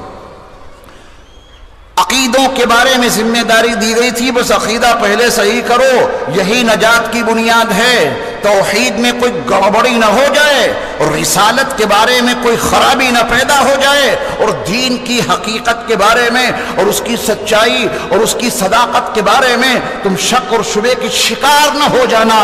کہو رضیت باللہ ربا وبالاسلام دینا وبمحمد صلی اللہ علیہ وسلم نبیا ورسولا۔ روزانہ صبح پڑھو، روزانہ شام پڑھو، برزخ کے تینوں سوالوں کا جواب آپ کا اللہ آپ کے لیے آسان کر دے گا۔ جب بار بار یہاں کہتے رہے رضیت باللہ ربا، میں اپنے اللہ کو رب مان کر راضی ہوں، وبالاسلامی دینا، اور اسلام کو اپنا دین مان کر راضی ہوں، میں حضرت محمد صلی اللہ علیہ وسلم کو اللہ کا نبی اور رسول مان کر میں راضی ہوں، وبمحمد صلی اللہ علیہ وسلم نبیا ورسولا۔ یہ صبح و شام اس دعا کا پڑھنا وہ عالم برزخ کے سوالوں کے جواب کو فراہم کرنے میں یہ آپ کی دعائیں مفید ثابت ہوں گی انشاءاللہ۔ قبر میں پوچھا جائے گا کہ کل کی فجر کیوں نہیں پڑھی، اسی حال میں یہاں آ گئے، نہیں پوچھا جائے گا۔ روز محشر کی جاں گداز بود، اولی پرشش نماز بود۔ نماز قبر میں تھوڑا پوچھی جائے گی، نماز عالم آخرت میں پوچھی جائے گی، اعمال آخرت میں پوچھے جائیں گے۔ پہلی منزل عالم برزخ ہے، اور میں نے وضاحت کر دی ہے، خدا کرے آپ نے سمجھ لیا ہو کہ عالم برزخ کا قبر کے گڑھے سے ہی تعلق نہیں ہے، عالم برزخ کا قبر کے گڑھے سے ہی تعلق نہیں ہے۔ زندگی ختم، انسان عالم برزخ میں منتقل ہو گیا، چھوٹی سی ڈبیا میں پیک ہو کر۔ اب جلاؤ، گلاؤ، سڑاؤ، زمین میں ڈالو، فضاؤں میں اس کی راکھ کو بکھیر دو، جلا کے اس کی راکھ ہمالیہ کی بلندیوں پہ لے جا کے ڈال دو، کچھ بھی کرو وہ ڈبیا نہیں جلے گی، نہ وہ سڑے گی، اور اسی سے پوچھ کر جھوڑ گی۔ اس ڈبیا میں جو ہمارا وجود پوشیدہ ہے اسی سے تینوں سوالات ہوں گے۔ قبر میں جانا ضروری نہیں ہے۔ آخرت میں کیا پوچھا جائے گا؟ آخرت میں پوچھے جائیں گے اعمال۔ تو ابھی ہم اور آپ عالم دنیا میں ہیں، ہماری اور آپ کی آخرت، ہمارا اور آپ کا عالم آخرت کب سے شروع ہو جائے گا؟ بس مان لیجئے مرنے سے شروع ہو جائے گا، اور کیا ہے؟ عالم برزخ تو عالم آخرت کا مقدمہ ہے نا۔ میاں مرنے کے بعد سارے مومن بن جائیں گے، جھگڑا یہی دنیا تک ہے جب تک زندہ ہے اس دنیا میں، یہ کافر ہے، یہ مشرک ہے، یہ فلاں ہے، یہ فلاں ہے۔ مرنے کے ساتھ میں سارے لوگ کیا بن جاتے ہیں؟ مومن۔ جس ملک الموت کا انکار کر رہے تھے، جب وہی مسلط ہو گئے اور روح کے سمیٹنے میں لگ گئے تب بھی انکار کی گنجائش ہوگی۔ اس سے بڑا ملک الموت پہ ایمان لانے والا کوئی ہوگا ہی نہیں۔ اور عالم برزخ میں گئے تو وہ سارے احوال پیش آ گئے جو میرے مصطفیٰ بتا کے گئے۔ آدمی مانے گا یا انکار کر دے گا؟ تب تو مانے گا نا، اسی ماننے کا نام ایمان ہے، مگر وہ مفید نہیں ہوگا۔ احوال برزخیہ، عالم غیب کے احوال جب منکشف ہو جائیں تو ایمان معتبر نہیں ہوتا ہے۔ اب عالم برزخ میں جو کچھ ہوگا اس کی پوری تفاصیل موجود ہیں احادیث میں۔ ہمارا مضمون تو جب قیامت برپا ہوگی تب کیا ہوگا، اب موقع آیا ہے کہ میں اس کو آپ کے سامنے پیش کروں۔ جب قیامت برپا ہوگی، کیسے قیامت برپا ہوگی؟ ایک سور بنایا ہے اللہ نے، اور اسرافیل کی ذمہ داری ہے بالکل تیار کھڑے اپنا منہ اس کے سامنے لگا کر کہ نہ جانے کب اللہ کا آرڈر آ جائے اور مجھے اس میں پھونک مارنی پڑ جائے۔ جہاں آگ بجھانے والا عملہ ہوتا ہے، گاڑی پہ بیٹھے ہیں، سارا انتظام بس یہ کہ کال آئے فوراً بھاگ کھڑے ہوں، اور جہاں حادثات کا امکان ہوتا ہے وہاں اس کا اور زیادہ اہتمام ہوتا ہے۔ مینا کے میدان میں دیکھیں، جہاں وہ آگ بجھانے والی گاڑیاں ہوتی ہیں وہاں پہ صاحب وہ آگ بجھانے کا عملہ بالکل ریڈی، اور وہاں کے لوگ تو اپنی گاڑیاں بند ہی نہیں کرتے، اسٹارٹ ہی رہتی ہیں۔ اس سے کہیں زیادہ مستعدی کے ساتھ حضرت اسرافیل علیہ السلام اس سور کے قریب اپنا منہ لگائے کھڑے ہیں، نہ جانے کب اللہ رب العالمین کا آرڈر آ جائے اور مجھے اس میں پھونک مارنی پڑ جائے۔ ایک جملہ یاد رکھیے تاکہ اگلے مضمون سمجھانے میں آسانی پیدا ہو جائے۔ آواز میں چوٹ ہوتی ہے، آواز میں چوٹ ہوتی ہے۔ آواز اگر بہت زیادہ ہے وہ آپ کے دماغ کو آپ کے کانوں کے حوالے سے متاثر کیے بغیر نہیں رہے گی۔ اچھی آوازیں آپ میں سرور پیدا کرتی ہیں، بری آوازیں آپ میں تکبر پیدا کرتی ہیں۔ تبھی تو قرآن نے کہا ان انکر الاصوات لصوت الحمیر، یہ گدھے کی آواز تمہیں کتنی بری لگتی ہے؟ یہ چیخنا چلانا کوئی عقل مند ہونے کی نشانی نہیں ہے۔ اگر چیخنا اور چلانا ہی عقل مند ہونے کی نشانی ہے تو پھر آپ سے زیادہ عقل مند گدھا ثابت ہوگا، کیونکہ آپ اتنی زور نہیں چلا سکتے جتنی زور سے گدھا چلاتا ہے۔ یہاں پر جو نئی تحقیقات آئی ہیں آواز کے حوالے سے، آپ یقین جاننا وَنُفِخَ فِي الصُّورِ اسی دنیا میں سمجھ میں آ گیا۔ ایمان والا تو مانتا ہے کہ ہمارے اللہ کا بیان ہے، ہم ہر حال میں ایمان لائیں گے، لیکن آج کے دور میں آواز، اس کی طاقت، اس کی قوت، اس کی مار، اور مار کے نتیجے میں چیزوں کا ٹوٹ جانا، اس مار کے نتیجے میں چیزوں کا ریزہ ریزہ ہو جانا، یہ آج کے دور میں آواز کے حوالے سے ثابت ہو چکا ہے۔ بہت تیز آواز آپ کے کان کے قریب، آپ کے کانوں کے پردوں سے ٹکرائے تو کیا آپ کے کانوں کے پردے محفوظ رہیں گے یا پھٹ جائیں گے؟ اس میں چاقو نہیں مارا گیا، اس میں بھالا نہیں مارا گیا، اس میں ریوالور کی گولی نہیں ماری گئی، آواز لگی ہے، آواز، قوت برداشت سے زیادہ آواز تھی، کان کے پردے پھٹ گئے۔ آواز میں اتنی قوت ہے کہ وہ بلڈنگوں کو توڑ دے، آواز میں اتنی قوت ہے وہ درختوں کو جڑوں سے اکھاڑ دے، آواز میں اتنی قوت ہے وہ انسانوں کے وجود، اس کے تانے بانے کو بکھیر دے۔ تو جب عالم برزخ کا دور چل رہا ہوگا، کچھ لوگ دنیا میں ہوں گے، بڑی تعداد عالم برزخ میں ہوگی، اور وقت آ جائے گا نفخہ اولا کا، 2 مرتبہ سور میں پھونک مارنے کا آرڈر ملے گا اسرافیل علیہ السلام کو. حضرت اسرافیل علیہ السلام کو جیسے ہی آرڈر ملے گا وہ پھونک ماریں گے سور میں پہلی پھونک تو کیا ہوگا؟ ارشاد الہی ہے وَنُفِخَ فِي الصُّورِ، سور میں پھونک ماری جائے گی، نتیجہ فَصَعِقَ مَنْ فِي السَّمَاوَاتِ وَمَنْ فِي الْأَرْضِ، آسمانوں زمینوں میں جتنے لوگ ہیں، آسمانی مخلوق اور زمینی مخلوق، یہ سب کے سب گھبرا اٹھیں گے اس آواز کو سن کے، لرز جائیں گے. یہ کیا ہو رہا ہے؟ یہ آواز کیسی ہے؟ چیخ و پکار برپا ہو جائے گی نفخہ اولا کے نتیجے میں، پہلی پھونک کے نتیجے میں. اللہ نے فرمایا کہ الا من شاء اللہ، ہاں اللہ جس کے لیے فیصلہ کر دے، پھر وہ اس سور کی آواز سے گھبرائے گا نہیں. اللہ ہم سب کو اسی صف میں شامل کر دے. اس نفخہ اولا سور میں پہلی پھونک کے نتیجے میں جو بڑی بھیانک دل سوز آواز نکلے گی، انبیاء بالکل نہیں گھبرائیں گے، رسول بالکل نہیں گھبرائیں گے، نیک لوگوں پہ اس کا کوئی اثر نہیں پڑے گا. اللہ اسی صف میں ہمیں اور آپ کو شامل کر دے. الا من شاء اللہ. ثم نفخ فیہ اخرى، پھر اسی سور میں دوسری پھونک ماری جائے گی. یہ قرآن سنا رہا ہوں آپ کو، یہ قرآن سمجھا رہا ہوں آپ کو. پھر اسی سور میں دوسری پھونک ماری جائے گی.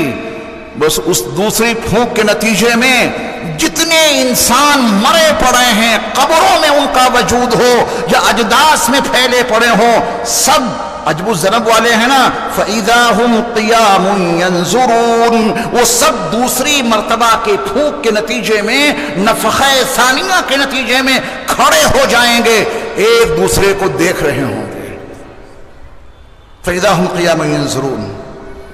یہ بھی نفخہ اولا ہوگا، نفخہ ثانیہ ہوگا، قیامت برپا ہوگی. زمین، چند چیزیں میں آپ کے سامنے قرآن کے حوالے سے پیش کروں گا، آپ ان کو یاد کیجئے. زمین کا کیا حال ہوگا، پہاڑوں کا کیا حال ہوگا، سورج کا کیا حال ہوگا، چاند کا کیا حال ہوگا، جانوروں کا کیا حال ہوگا، سمندروں کا کیا حال ہوگا. یہ سب چیزیں دکھ رہی ہیں نا. یہ زمین جس پہ ہم اور آپ اپنے آشیانے بناتے ہیں اور اس میں رہ رہے ہیں، جب قیامت برپا ہوگی تو اس زمین کا عالم کیا ہوگا نہ مجھے معلوم نہ آپ کو معلوم، لیکن قرآن نے بتا دیا اذا زلزلت الارض زلزالها. وہ وقت آ کے رہے گا کہ زمین کو ہلا کے رکھ دیا جائے گا، اور اس زمین کو جب بہت تیزی کے ساتھ میں ہلایا جائے گا تو اخرجت الارض اثقالها، اس کے جتنے خزانے ہیں، اس کے اندر جو بھی بوجھ دبے ہوئے ہیں اور جتنی کانیں ہیں اس کے اندر، یہ سب باہر آ جائیں گے. یہ زمین کا حال ہوگا. وَإِذَا الْأَرْضُ مُدَّتْ وَأَلْقَتْ مَا فِيهَا وَتَخَلَّتْ. یہ قرآن ہے، سن لو، یہ قرآن ہے، سمجھ لو. جس کے نہ سننے اور نہ سمجھنے کے نتیجے میں ہم بہت زیادہ بے راہ رو ہو گئے. اسی دنیا کو سب کچھ سمجھ لیا. قرآن نے دنیا کی ایک ایک چیز کو اجاگر کیا. وَإِذَا الْأَرْضُ مُدَّتْ. مدت اگر میں آپ کو سمجھاؤں تو ایسے مان لیجئے کہ ایک رومال ہے، بڑی چادر لے لیجئے، اس میں جگہ جگہ کچھ چیزیں رکھی ہیں آپ نے، جہاں بوجھ ڈالا وہاں وہ دب گئی چادر، کہیں سے اٹھی ہے کہیں دبی ہے، کہیں اٹھی ہے کہیں دبی ہے. اگر بھرپور طاقت کے ساتھ ایک دم سے وہ چادر کھینچی جائے تو اس کے اندر جو کچھ ہے چادر کے تننے کی وجہ سے جب باہر نکل جائے گا نا سب کچھ. یہ ہے وَإِذَا الْأَرْضُ مُدَّتْ. ابھی تو اللہ نے اس کے اندر ذرا ڈھیل دے رکھی ہے، کہیں دبی ہے کہیں اٹھی ہے، کہیں دبی ہے کہیں اٹھی ہے. ایسی ہی زمین نظر آتی ہے نا. یہ زمین گول ہے، مسطح نہیں ہے، کہیں بھی جاؤ گرو گے نہیں. گول ہے نا. یہاں سے چلے چلے چلے چلے یہاں پہنچے، دھام سے نیچے گریں گے آپ. زمین میں ایسا کوئی کنارہ نہیں ہے کہ آپ وہاں پہنچے اور نیچے گر جائیں. ہمارے اللہ نے کس شان کے ساتھ اس کو بچھایا ہے. وَإِلَى الْأَرْضِ كَيْفَ سُطِحَتْ، کیا تم زمین کو نہیں دیکھتے؟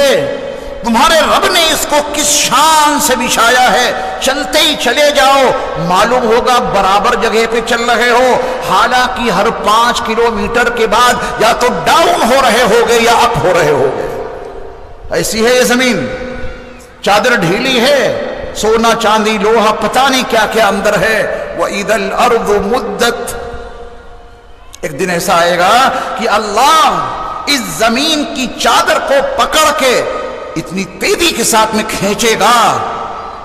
وَأَلْقَتْ مَا فِيهَا، جو کچھ اس کے اندر ہے وہ سب نکل کے باہر گرے گا. آپ رومال میں کوئی چیز ڈالیں ایک دم سے ایسے کر دیں جیسے رومال آپ کا سیدھا ہوگا، اس میں جو چیز آپ نے رکھی ہے وہ باہر نکلے گی نا. وَتَخَلَّتْ، زمین فری ہو جائے گی، جو کچھ اس میں ہے سب ختم ہو جائے گا. اس زمین کے اوپر پہاڑ دکھ رہے ہیں، پہاڑ، کیا حشر ہوگا. اللہ رب العزت نے فرمایا وَحُمِلَتِ الْأَرْضُ وَالْجِبَالِ، پہاڑوں کو زمین کو ملا دیا جائے گا، زمین کو پہاڑوں کو ملا کر پھر اللہ کیا کریں گے. فَدُكَّتَا دَكَّةً وَاحِدَةً، دونوں کو ملا کے ایسی کٹائی کریں گے کہ سب برابر ہو جائے گا. یہ جو پہاڑ بڑی مضبوطی کے ساتھ میں قائم نظر آ رہے ہیں، ان کا حال یہ ہو جائے گا وَتَكُونُ الْجِبَالُ كَالْعِهْنِ الْمَنْفُوشِ، اون دیکھیے، دھنی ہوئی اون جس کو دھنک دیا گیا ہو، دھنکی ہوئی اون کتنے باریک ہو جاتے ہیں اس کے ذرے. دھنکی ہوئی اون جیسے یہ ہمالیہ اور یہ بڑے بڑے پہاڑ دھنکی ہوئی روئی کی طرح، دھنکی ہوئی اون کی طرح فضاؤں میں بکھرے بکھرے پھر رہے ہوں گے جب قیامت برپا ہوگی. چاند اور سورج، سورج تو بھاگتا جا رہا ہے، بڑا اہم موضوع ہے یہ. سورج، اس کی ایک منزل ہے، اس کا ایک ٹھکانہ ہے، وہ بھاگتا چلا جا رہا ہے. وَالشَّمْسُ تَجْرِي لِمُسْتَقَرٍّ لَهَا، اللہ نے سورج کا جو مستقر بنایا ہے ادھر یہ سورج بھاگتا چلا جا رہا ہے. چاند بھی اپنی منزلوں پہ گردش کر رہا ہے. اللہ نے اس کے لیے جتنی منزلیں بنائی ہیں وَقَدَّرْنَاهُ مَنَازِلَ، وہ اپنی منزل میں کام کر رہا ہے. قرآن میں ایک بیان تو یہ ہے کہ لَلشَّمْسُ يَنبَغِي لَهَا أَن تُدْرِكَ الْقَمَرَ، سب کی چالیں الگ الگ ہیں. یہ سورج چاند ایک ساتھ نہیں ہو سکتے جب تک ان کو یہ نظام باقی رکھنا ہے. پھر کیا ہوگا؟ وَجُمِعَ الشَّمْسُ وَالْقَمَرُ، وہ دن آ کے رہے گا جب چاند اور سورج کو ہمارے اللہ جمع کر دیں گے. سمندروں کا کیا حال ہوگا؟ وَإِذَا الْبِحَارُ سُجِّرَتْ وَإِذَا الْبِحَارُ فُجِّرَتْ، یہ دونوں تعبیریں قرآن میں موجود ہیں. سمندروں کو پھاڑ دیا جائے گا، یہ شقوں میں تبدیل ہو جائیں گے اور اس کے اندر سے آگ ابل پڑے گی. یہ سونامی آپ نے دیکھی ابھی چند سال پہلے، ذرا سا اندر کی پلیٹ ہٹی، وہ آگ کیا نیچے سے ابھری، کتنی جانیں چلی گئیں، کتنی ہلاکت خیزیاں ہوئیں. یہ سمندر کا حال ہو جائے گا. زمین کا حال یہ ہو جائے گا. چاند اور سورج کا حال یہ ہو جائے گا.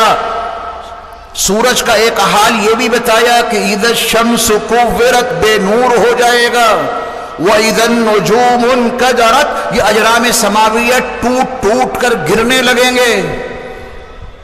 ایسا نظام عالم درہم برہم ہوگا کہ جو حاملہ خواتین ہیں وہ اپنے حمل کو ضائع کر دیں گی. جانوروں کا عالم بھی قرآن نے بتا دیا جب قیامت برپا ہوگی. وَإِذَا الْوُحُوشُ حُشِرَتْ، ان جانوروں کو، وحشی جانوروں کو جمع کر دیا جائے گا. جب آپ اس کی تفسیر پڑھیں گے تو دنگ رہ جائیں گے. جناب شیر کھڑے ہیں اور انہی کے برابر میں ان کی مرغوب غذا ہرن موجود ہے. رب کعبہ کی قسم، شیر پر اس قیامت کے برپا ہونے کی وجہ سے وہ ہولناکی سوار ہوگی کہ اس کی ہمت نہ ہو سکے گی کہ وہ ہرن پہ حملہ کرے. بھول جائے گا حملہ کرنا اور شکار کرنا. چیتے عصر حاضر کا بڑا حساس موضوع بن گیا چیتا، ہے نا؟ بھاگ دوڑ شکار کرنا. جب وہ قیامت برپا ہوگی تو چیتے، ان کے ساتھ میں ہرن کھڑے ہیں، ان کے ساتھ میں بکریاں کھڑی ہیں. وَإِذَا الْوُحُوشُ حُشِرَتْ، کسی کو فرصت ہی نہ ہوگی کہ کسی کی طرف دیکھے. یہ تباہی کا عالم ہوگا. اللہ ہم سب کی حفاظت فرمائے. اور منظرنامے بیان کرنے کا موقع نہیں رہا. جو کچھ میں نے اختصار کے ساتھ میں عرض کیا کہ قیامت کے وقت میں ایسا سب کچھ ہوگا. قیامت برپا ہو گئی. عالم آخرت میں اللہ نے انسانوں کو جمع کر دیا. وہاں ہم سب ہوں گے. میں 15 منٹ اور آپ کا ٹائم دوں گا. کوشش کروں گا کہ 15 منٹ میں مضمون سمیٹ دوں. دراصل میرے اس خطاب کے لیے کم از کم 2.5 گھنٹہ تو چاہیے نا. 2.5 گھنٹے میں ہی یہ اکیڈمک بیان آپ کے سامنے آ سکتا ہے. جب میدان محشر میں جمع ہوں گے، یہاں اتنا بڑا مجمع موجود ہے. ابھی جب دعا ہو جائے گی نا تو ہر ساتھی کو اپنے ساتھی کی تلاش ہوگی. ساتھ ساتھ چلیں گے. مجمع میں ہر آدمی اپنے ساتھی کو تلاش کرتا ہے نا. تو وہ جو منظرنامہ ہوگا، وہاں تمام انسان وہاں جمع ہوں گے. اعزاء، اقربا، متعلقین، رشتہ دار سبھی ہوں گے. قرآن مجید نے زیادہ دور کے رشتوں کو چھیڑا ہی نہیں، بہت قریبی رشتوں کو چھیڑا ہے قرآن نے. وہاں میدان محشر میں پریشانی کا عالم یہ ہوگا، یوم یفر المرء من اخیہ، بھائی بھائی کو دیکھ کے بھاگ کھڑا ہوگا، بجائے قریب آنے کے بھاگ کھڑا ہوگا. یہ ہوگا وحشت کا عالم. وَأُمِّهِ، بیٹا اپنی حقیقی ماں کو دیکھ کے بھاگ کھڑا ہوگا، راہ فرار اختیار کر لے گا. وَأَبِيهِ، اور وہ بیٹا جس کی رگوں میں اس کے باپ کا خون گردش کرتا رہا، وہ بیٹا جس کو خوش رکھنے کے لیے ماں باپ نے دنیا میں ہر طرح کی قربانی دی تھی، نہ حلال کا خیال کیا نہ حرام کا، وہ بیٹا اپنی ماں کو دیکھے گا تو راہ فرار اختیار کرے گا. وَصَاحِبَتِهِ، شوہر نامدار نے بیوی کو کیا دیکھ لیا، بھاگ کھڑے ہوں گے. دنیا میں تو اس نے ستایا ہی تھا بہت زیادہ، آج کہیں ہمارے گلے نہ پڑ جائے. بیوی کو دیکھ کے بھاگ کھڑا ہوگا. یہ قرآن کا بیان ہے. وَبَنِيهِ، باپ، ماں اور اوپر کے رشتے. بنی میں سب آتی ہے اولاد. اولاد کو دیکھ کے باپ، دادا، نانا، یہ سب اسی زمرے میں آتے ہیں. سب بھاگ کھڑے ہوں گے. لِكُلِّ امْرِئٍ مِّنْهُمْ يَوْمَئِذٍ شَأْنٌ يُغْنِيهِ، ہر ایک کی اپنی مصروفیت ایسی ہوگی، ہر ایک ایسی پریشانی میں گھرا ہوگا کہ وہ دوسرے کی پریشانی نہ دیکھنا چاہے گا نہ سننا چاہے گا. ہمیں مصیبت میں گھرے ہوئے، اور ایسے حالات دنیا میں کبھی کبھی آ بھی جاتے ہیں. اللہ ہم سب کی حفاظت فرمائے. چہرے، اس چہرے کو اچھا بنانے کے لیے ہم اور آپ کیا کچھ نہیں کرتے. غذائیں بھی کھاتے ہیں اور پینٹنگ بھی خوب کرتے ہیں. فیس اچھا دکھنا چاہیے. کتنی مہنگی مہنگی کریمیں استعمال کرتے ہیں. پینٹنگ ہو رہی ہے صاحب، بالوں پہ پینٹنگ ہو رہی ہے. اپنے آپ کو اچھا دکھانے کے لیے آپ کی مرضی ہے، لیکن اسلام تو یہ کہتا ہے کہ اس چہرے میں یہاں نور بھر لو گے تو وہاں روشن رہے گا. اور وہ نور کریم سے نہیں آ سکتا، وہ نور پاؤڈر سے نہیں آ سکتا، وہ نور کھال کی کھچائی سے نہیں پیدا ہو سکتا. وہ نور تو نمازوں سے پیدا ہوگا، وہ نور وضو سے پیدا ہوگا، وہ نور نبی کی سنتوں کی پیروی سے پیدا ہوگا. اگر وہ نور یہاں بھر لیا اس زندگی میں تو کیا ہوگا؟ یوم تبیض وجوہ. اللہ رب العزت نے میدان محشر کا نقشہ کھینچا. کچھ چہرے بہت روشن ہوں گے، روشن. کچھ چہرے کیسے ہوں گے؟ ہاں، وہاں پھر وہ بغیر کریم کے، بغیر پاؤڈر کے. اور کچھ چہرے بالکل کالے ہوں گے. وَتَسْوَدُّ وُجُوهُ، بہت سے چہرے بالکل کالے ہو جائیں گے. دنیا میں جو کالے کلوٹے بلال تھے ان کا چہرہ نہ جانے کتنا روشن ہو رہا ہوگا، اور یہ دنیا کے بڑے بڑے گورے چہرہ بالکل کالا ہوگا۔ تو اس دنیا میں چند روزہ زندگی کے لیے میرے ایمان والے بھائیوں، میری ایمان والی بہنوں، ہم اس دنیا کی چھوٹی سی زندگی کے لیے اپنے فیس کو بہت اچھا بنا کے رکھنا چاہتے ہیں، اور وہ دن جو اینڈ ہوگا اس کے بعد کوئی دن ہی نہیں آئے گا، وہ آخرت ہے، اس کے بعد کوئی عالم نہیں آئے گا، اس میں زندگی ابدی اور خلود کی ہوگی، جنت کی یا جہنم کی۔ وہاں کا چہرہ کیسے روشن ہو، وہاں فیس کیسے اچھا دکھے، اس کی تیاری کرنی ہے۔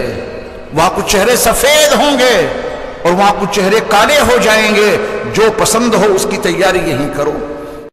اللہ رب العزت نے چہروں کے تعلق سے متعدد مقامات میں مضمون بیان کیے ہیں۔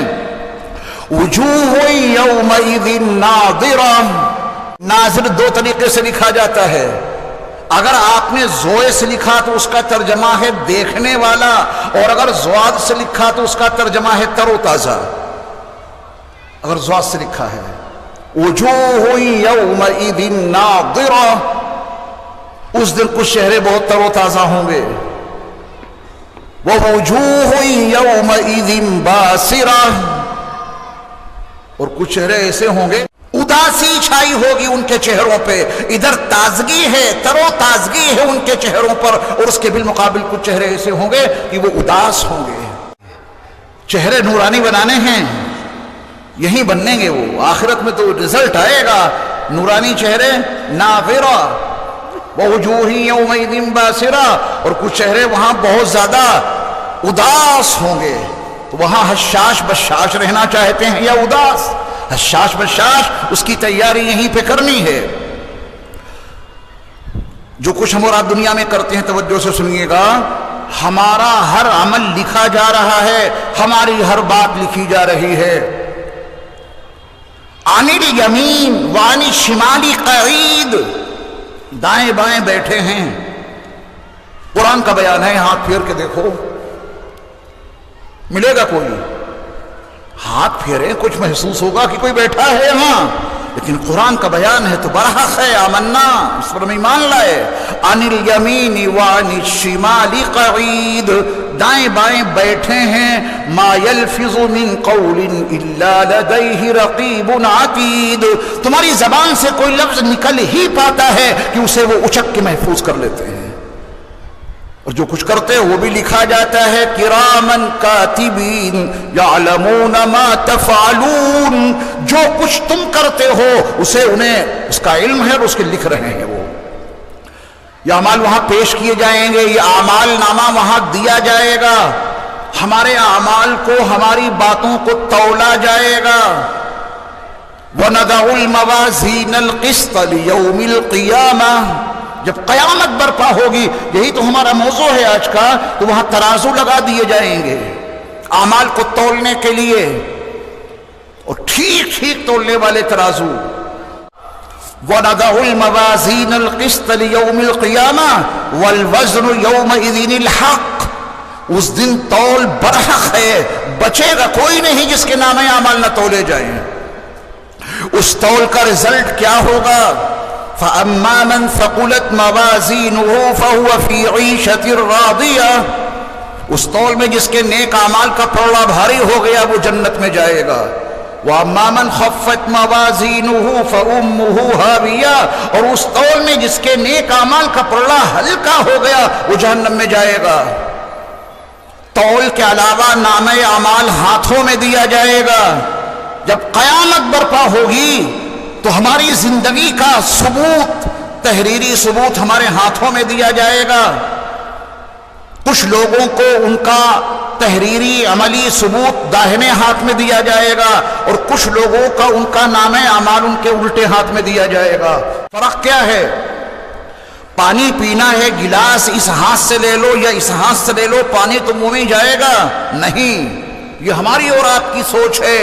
اللہ کا نظام میدان محشر میں یہ ہوگا، جب قیامت برپا ہوگی، جن کا نام اعمال ان کے داہنے ہاتھ میں دیا جائے گا، ان کا حال یہ ہوگا فَأَمَّا مَنْ أُوتِيَ كِتَابَهُ بِيَمِينِهِ، جن کا نام اعمال ان کے داہنے ہاتھ میں دیا جائے گا، فَيَقُولُ هَاؤُمُ اقْرَءُوا كِتَابِيَهْ، وہ کہے گا آؤ آؤ دیکھو میرا نامہ اعمال پڑھو کتنا اچھا ہے۔ پھر قرآن میں پوری تفصیل موجود ہے اس کے جنت میں جانے کی۔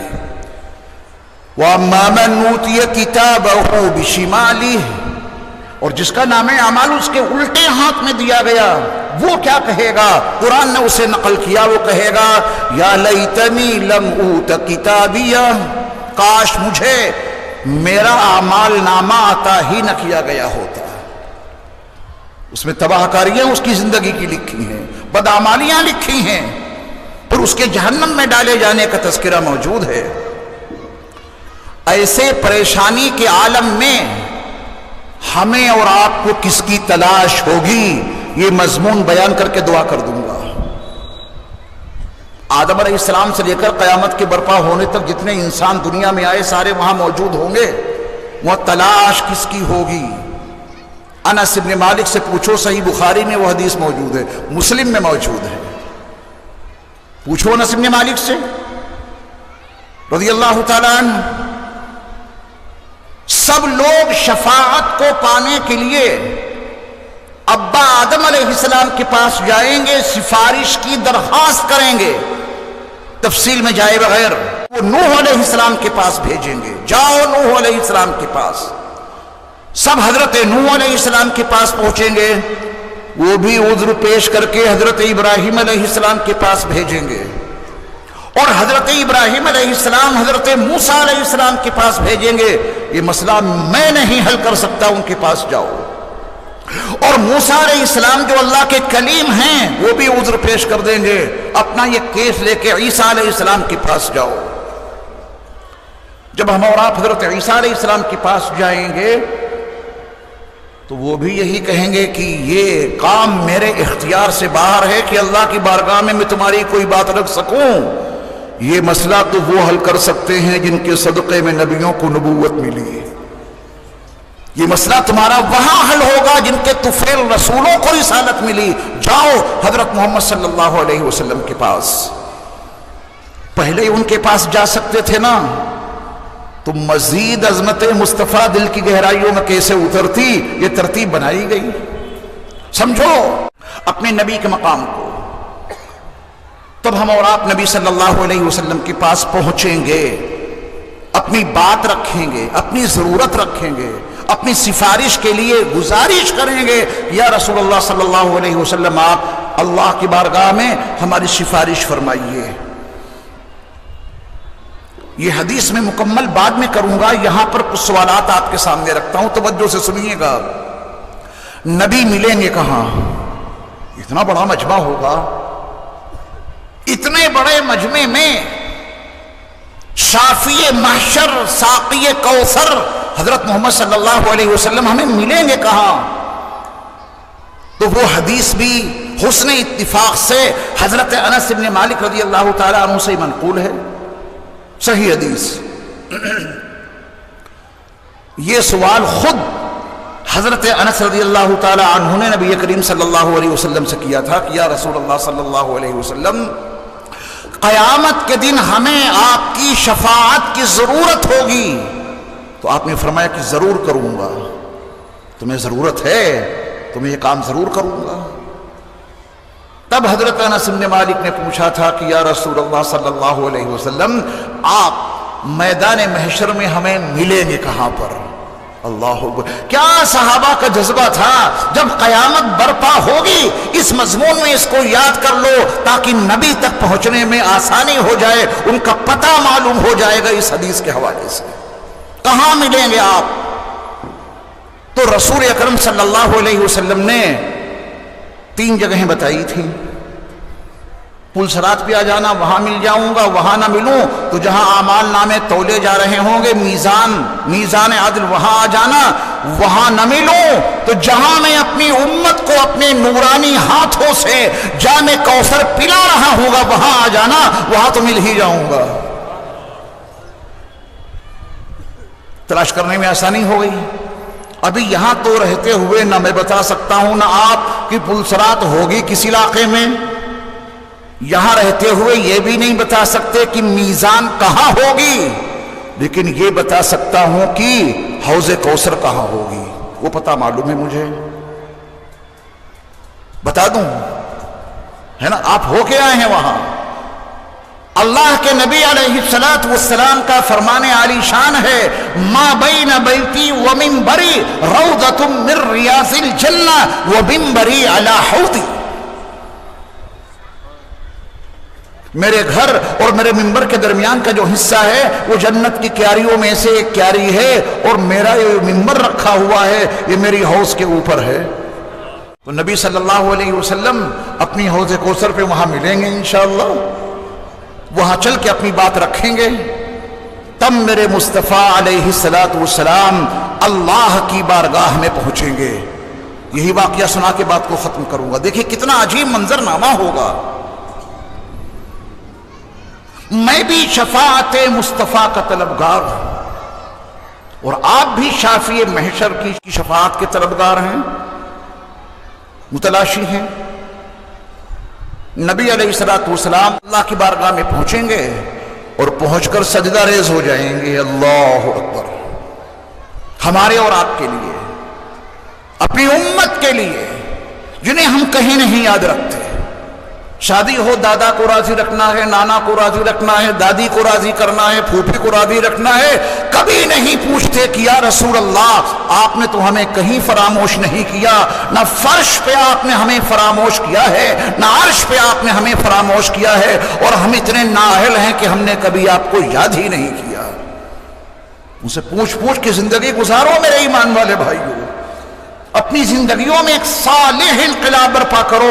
یہ ہے کتنے دنوں کی زندگی، تو برائے بندگی ہے یاد رکھ، بہر سر افکندگی ہے یاد رکھ، اور چند روزہ زندگی ہے یاد رکھ، ورنہ پھر شرمندگی ہے یاد رکھ۔ عجیب بات کہے گے خواجہ صاحب،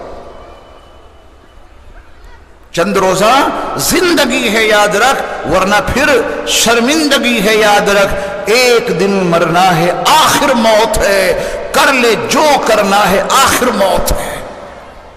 نبی علیہ السلام اللہ کی بارگاہ میں جا کے سجدہ ریز ہو جائیں گے۔ اللہ اپنے محبوب کو حمد بیان کرنے کے وہ الفاظ سکھائے گا کہ ان الفاظ میں حمد نہ کسی نبی نے بیان کی، نہ کسی رسول نے بیان کی، نہ کسی فرشتے نے بیان کی۔ تبھی تو میرے مصطفیٰ احمد ہیں۔ اب احمد کا ترجمہ اگر میں آپ کو سمجھاؤں تو اس حدیث کے تناظر میں آپ احمد کا مطلب سمجھ جائیں گے کہ ان سے زیادہ اچھی اللہ کی حمد کسی نے بیان ہی نہیں کی۔ یہ ہے احمد کا مطلب۔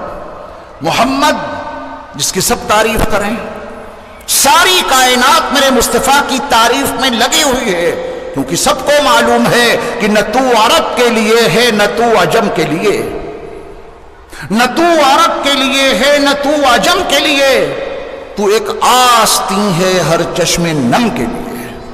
دنیا میں جو رویا میرے مصطفیٰ کی آستین، رحمت کی آستین اس کے آنسوؤں کو پوچھ دیتی ہے۔ یہ ہے رحمت للعالمین صلی اللہ علیہ وسلم۔ سجدے میں جا کر اللہ کی حمد بیان کریں گے ان الفاظ میں جو اللہ آپ علیہ السلام کو اسی وقت سکھائیں گے، ان الفاظ میں۔ پھر اللہ اپنے نبی سے کیا کہیں گے؟ اللہ اپنے نبی علیہ السلام کا اس موقع پر نام لیں گے، یا محمد۔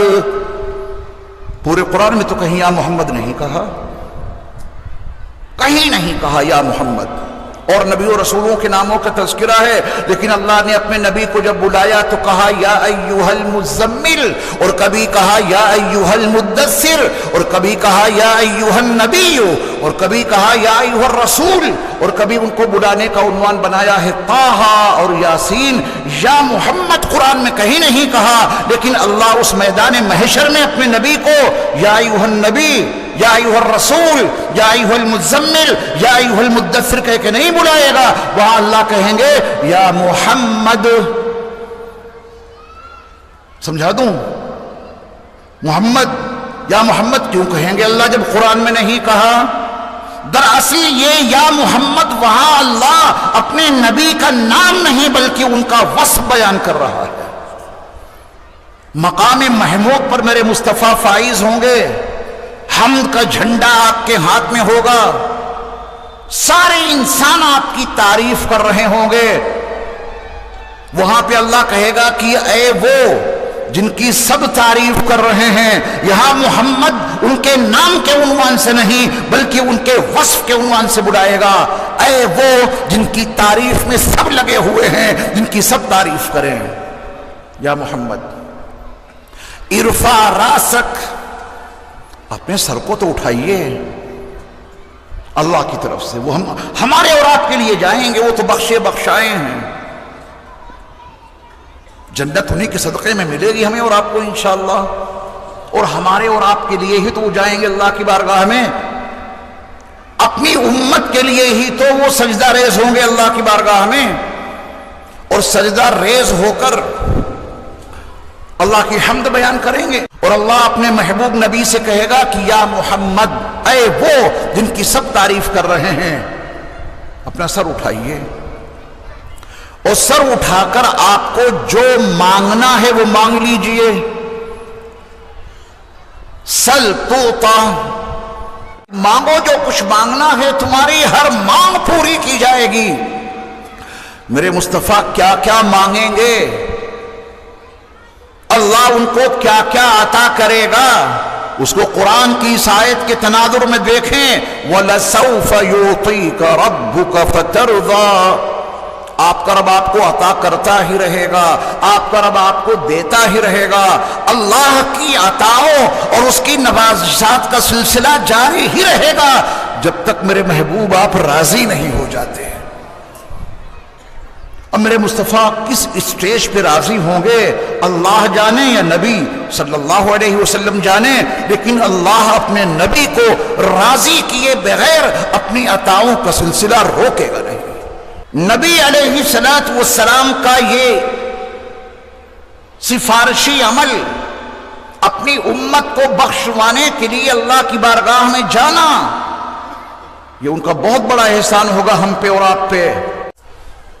میرے ایمان والے بھائیوں اور بہنوں، آئیے ہم اور آپ یہ تہیہ کر لیں اور ارادہ کر لیں کہ جہاں ہمیشہ رہنا ہے، ہمیشہ، یہ 25 گز کا مکان 100 گز کا مکان کیوں بناتے ہیں، اس میں رہنا ہے نا، کب تک؟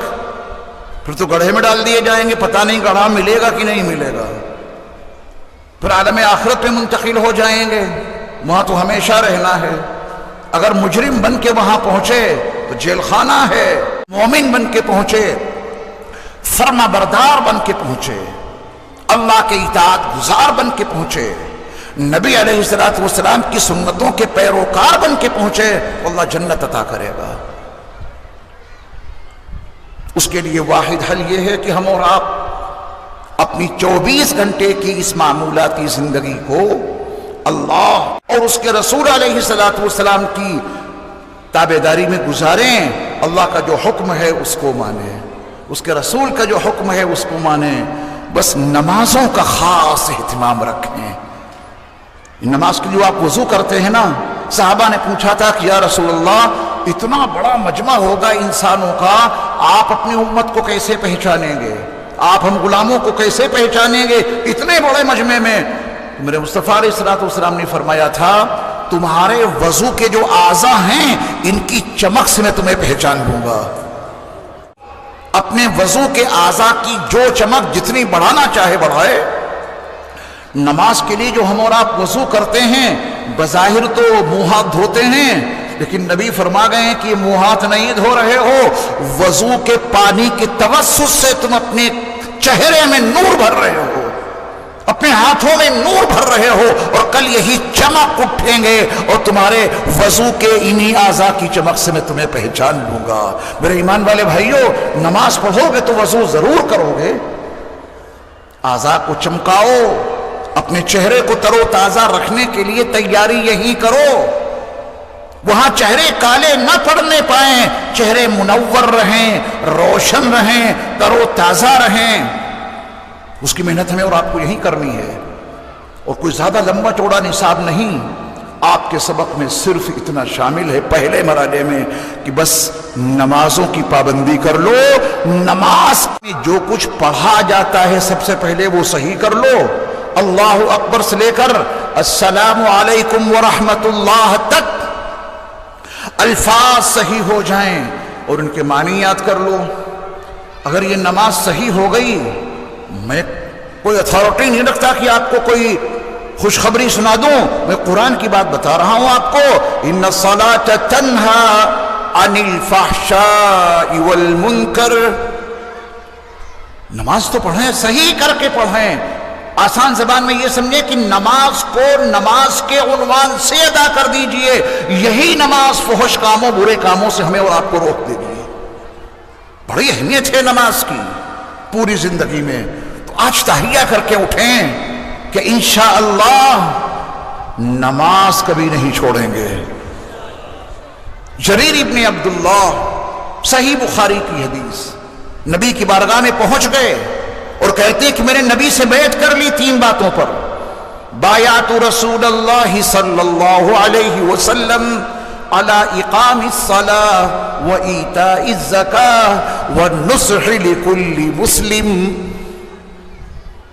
میں نے رسول علیہ السلام سے اس بات پر بیعت کی، نماز کبھی نہیں چھوڑوں گا، زکوٰۃ ہمیشہ دیتا رہوں گا، مسلمانوں کا خیر خواہ بن کر زندگی گزاروں گا. اللہ ہمیں اور آپ کو عمل کی توفیق عطا فرمائے.